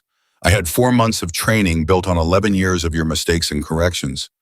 I don't think people understand what a gift that actually is. Emily felt something settle deep in her chest, a kind of peace she hadn't expected to feel this early into a career she had once assumed would end quietly, unnoticed, buried in administrative postings and rejected research papers. I think, Emily said slowly, that might be the actual answer to a question I've been asking myself since I accepted this position. I was so afraid of the weight of getting this wrong for everyone who trains under this program. I never fully let myself consider what it would feel like to get it right. Timestamp. Over the following year, the program Emily built continued to expand. Its methodology no longer treated as an unconventional theory, but as established doctrine, taught not just to snipers, but eventually incorporated into broader artillery and long-range targeting training across multiple branches of service. Colonel Whitlock's career, meanwhile, quietly ended in early retirement following the extended review that had been referred after the hearing, a fact that Emily learned about secondhand and received with far less satisfaction than she might have expected a year earlier. She had never wanted revenge. She had only ever wanted the truth to hold, and once it had, she found she had little appetite left for watching anyone's downfall, even a man who had spent 6 years actively working against her. What she found herself caring about instead, increasingly, was the growing list of soldiers who passed through her program, each one carrying some version of the same story she once had, some quiet talent overlooked by a system that hadn't yet learned to look for it in the right places. She built into the curriculum something no formal military training program had ever explicitly required before, a mandatory review process ensuring that any soldier's independent research or theoretical work be read, evaluated, and formally responded to within 30 days, regardless of rank or posting. A policy that Briggs championed all the way up the chain of command, citing Emily's own buried papers as the clearest evidence anyone in that structure had ever seen for why the policy mattered. The policy became known, informally at first, and then in official training documentation, as the Carter Standard, a name Emily still found faintly uncomfortable every time she heard it, though she had long since stopped correcting people who used it, understanding finally that the discomfort was simply the residue of 11 years spent believing her work didn't deserve a name attached to it at all. On the one-year anniversary of the mission, Briggs invited the original team back together, the same soldiers who had stood in that command center watching 13 shots fail, before a woman nobody had thought to ask finally changed everything. Chambers arrived first, now serving as a senior instructor within Emily's own program, having spent the last year building a career around teaching the exact methodology he'd once doubted enough to volunteer ahead of. Okafor came next, quieter than before but steadier, carrying himself with the confidence of a man who had learned the hard way the value of questioning his own assumptions before questioning someone else's competence. Whitfield arrived with Alvarez, the two of them still occasionally trading jokes about the false alarm that had nearly cost the operation its perfect timing, though the jokes had long since lost their sting and become instead a kind of shared, hard-won camaraderie.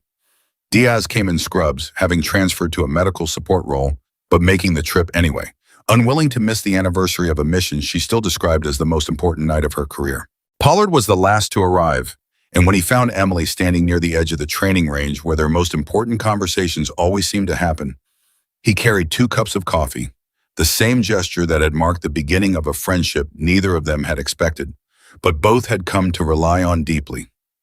1 year, he said, handing her the cup. 1 year, Emily agreed, taking it, looking out over the range where dozens of new soldiers were currently working through drills built on methodologies she had spent 11 solitary years developing.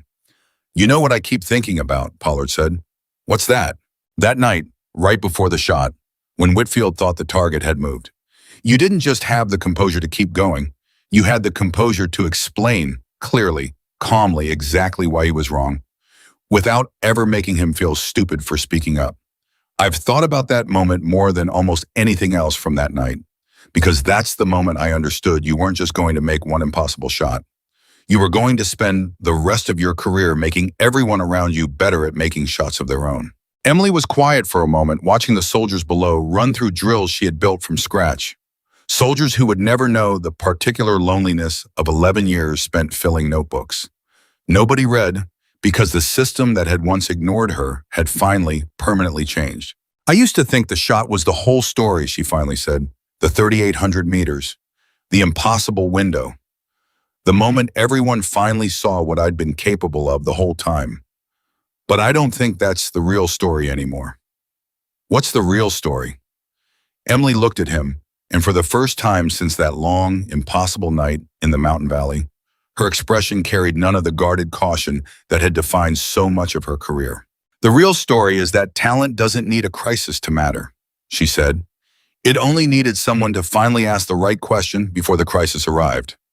I got my answer the hard way, in a room where 13 people had already failed and 31 lives were running out of time.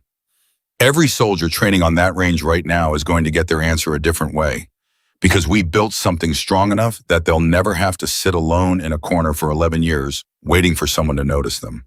Briggs joined them a few minutes later, watching the same drills unfold below, the quiet satisfaction of a man who had spent his career learning, sometimes too late, exactly how much talent his own institution had once been capable of losing. You know, Captain, he said, I think about that day more than I probably should. 13 failures. A general standing in a room asking a question he genuinely believed had no answer left to give. And the whole time the answer was sitting quietly in the corner, waiting. I think about it too, sir, Emily said, but I've stopped thinking about it as the story of one impossible shot. I think about it now as the story of every soldier who never has to wait in that corner again, because someone finally learned to ask the right question before it was too late. The training range stretched out below them, full of soldiers who carried Emily's discipline forward into futures she would never fully witness. Each one a small, living proof that the quietest people in any room often carry the answers everyone else is too loud to hear, and that the true measure of an impossible shot was never really about the distance it traveled. It was about how many lives it changed long after the sound of it had faded into silence. And on that mountain in that valley, on that single unforgettable night, Captain Emily Carter did not just save 31 lives with one extraordinary shot. She proved once and for all that greatness does not always announce itself loudly, that sometimes it waits quietly for years, filling page after page with patience nobody else understood, until the exact moment the world finally has no choice left but to ask the one question that changes everything. History does not remember most of its quiet correction. It remembers the explosion, the single dramatic moment when a system finally bends to accommodate a truth it spent years refusing to see. It rarely remembers the years of silence that came before that moment, and it almost never remembers the ordinary people who lived inside those years, filling their own version of Emily Carter's notebooks, waiting for a question that might never come. Briggs understood this now in a way he hadn't a year earlier, and standing beside Emily on the edge of that training range, watching a new generation of soldiers run drills built from her methodology, he found himself thinking not just about the mission, but about every mission like it that history had already quietly buried. "You know what strikes me most looking back," he said. "It isn't that 13 good snipers failed before you stood up. Good people fail at impossible things all the time. What strikes me is how close this army came to never finding out what you were capable of at all. If Rahimi hadn't taken that convoy, if the mission hadn't run out of options, you might have spent your entire career in administrative postings, and none of us would ever have known what we lost." Emily considered this in silence for a moment, watching a young trainee below adjust his position exactly the way she had taught him to, patient, deliberate, unhurried by the pressure of an instructor's gaze. "That's the part that used to keep me up at night," she finally said. "Not the 11 years of being overlooked. I made peace with that a long time ago. What kept me up at night was wondering how many other people never got their crisis. How many people just as capable as I was spent their whole careers in the corner, and the mission that needed them never came, or came at a moment when nobody desperate enough was left to finally ask the right question." It was, Briggs realized, the same quiet, unglamorous discipline that had defined every part of her journey, the refusal to let her own vindication become the entire lesson. She had been right. The army had been wrong, but somewhere underneath that simple truth sat a harder, more uncomfortable one. The understanding that institutions do not fail by accident. They fail through 1,000 small decisions made by reasonable people, protecting reasonable assumptions. A commanding officer who genuinely believed theoretical work belonged in a classroom. A promotion board that genuinely believed proven methods were safer than unproven ones. A room full of decorated snipers who genuinely believed that if the shot were truly possible, one of them would already know how to make it. None of them had been villains. That was the part people struggled with most when they first heard the story, the instinct to look for someone to blame, a single figure whose malice explained 11 years of buried research. But malice was rare. Institutional blindness rarely required it. It required only the far more common, far more forgivable failure of never thinking to ask a different question, never wondering what talent might be sitting quietly in a corner, filling notebooks nobody had bothered to open. This was not a new story, though it wore new clothing. Emily had begun reading in the months since the hearing about others who had walked similar roads long before her. Engineers whose designs sat in drawers for decades before a crisis finally forced someone to open them. Scientists whose theories were dismissed by the very institutions that would later build entire fields upon them. Soldiers throughout history who had understood something true about the battlefield years before anyone in command was desperate enough to listen. The names changed. The uniforms changed. The specific nature of the overlooked genius changed from decade to decade, from war to war, from institution to institution. But the pattern held with an almost unsettling consistency, the same story told again and again across centuries. The story of a system that rewards the visible and quietly starves the essential. What made Emily's story different, she had come to believe, was not that she had finally been recognized, Recognition on its own changed nothing beyond the boundaries of one career. What made her story different was that the recognition had been followed by something rarer and far more valuable: structural change, a policy built into doctrine, a review process that could no longer be circumvented by a single dismissive commanding officer, a training program designed explicitly to ensure the next Emily Carter would never have to wait 11 years and a hostage crisis before anyone thought to ask what she'd been quietly building. That, she had come to understand, was the actual measure of whether a lesson had been learned. Not whether one story ended well, whether the system that produced that story became incapable of producing it again. Pollard, listening to this reflection one evening, months after the anniversary gathering, offered a thought that stayed with Emily longer than almost anything else said to her that year. "You know what the old military historians always talk about when they study turning points in warfare," he said. "It's never really the weapon. Everyone remembers the weapon, the rifle, the tactic, the single decisive maneuver that won the battle. But if you actually read the history closely, the weapon was almost always available long before anyone used it decisively. What actually changes the outcome of a war isn't the invention of something new.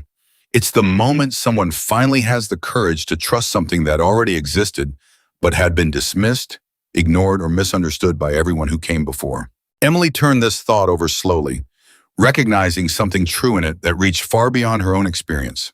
The thermal cycle patterns she had identified in that valley had not been created by her. They had always existed, embedded in the physics of wind and heat and terrain, waiting patiently for someone disciplined enough to notice them. Her genius, if that word even applied, had never been invention. It had been attention. The willingness to watch something long enough, carefully enough, humbly enough, to see a pattern that 13 talented people, moving too fast and trusting too quickly in what they already believed, had missed entirely. This, she began to understand, was the real inheritance she wanted to leave behind. Not a single impossible shot that would be remembered and eventually forgotten the way all impressive feats eventually are, but a discipline of attention, a culture built around the radical, almost countercultural idea that the most important insights rarely announce themselves loudly.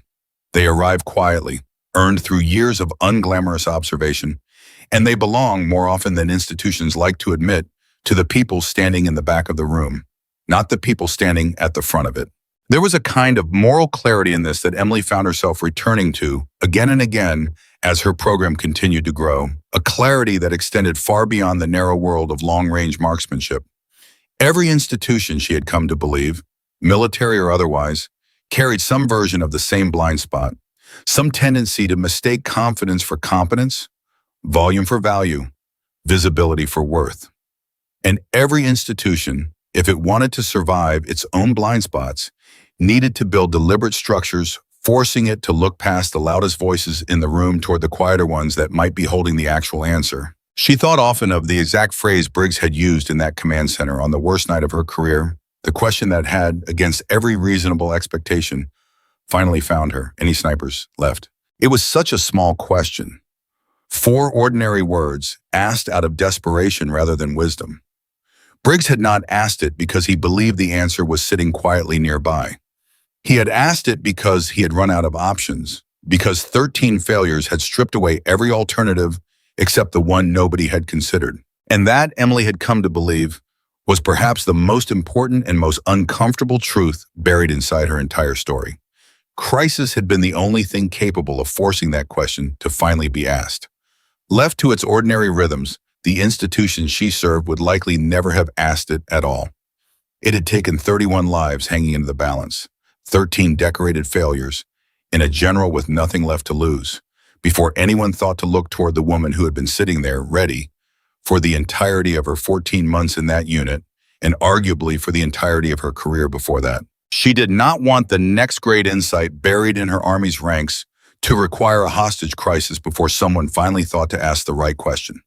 That was the entire purpose behind the Carter Standard, behind the mandatory review policy, behind every hour she now spent building a system deliberately designed to notice quiet excellence before circumstance forced the issue. History, she had come to believe, was full of near misses in the opposite direction, moments when the crisis arrived and the quiet expert in the corner never got asked at all, when the notebook stayed closed, when the pattern went unnoticed until it was too late for anyone to benefit from it. Nobody wrote songs about those failures, because by definition, nobody ever discovered what might have been possible.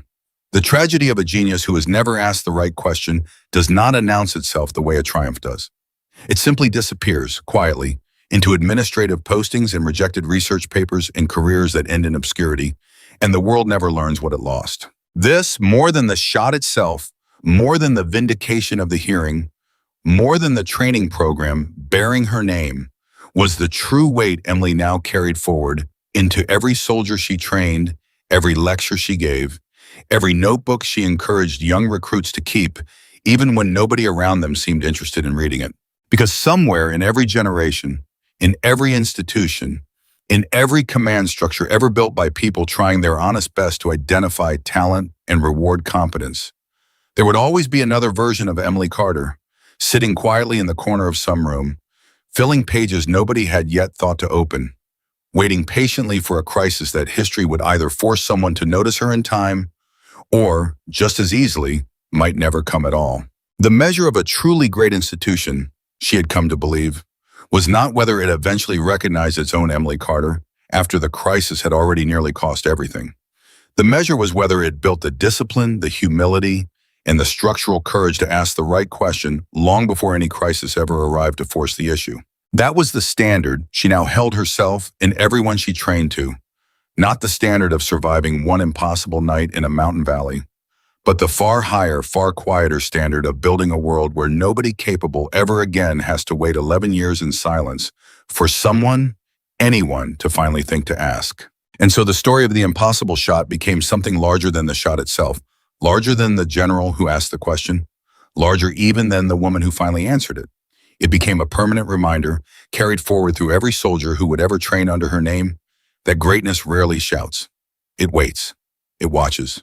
It fills its notebooks in silence, year after year, refusing to disappear even when nobody is looking, because somewhere deep inside every overlooked talent lives the quiet, unshakable conviction that the truth does not require an audience to remain true. It only requires someone, someday, to finally ask.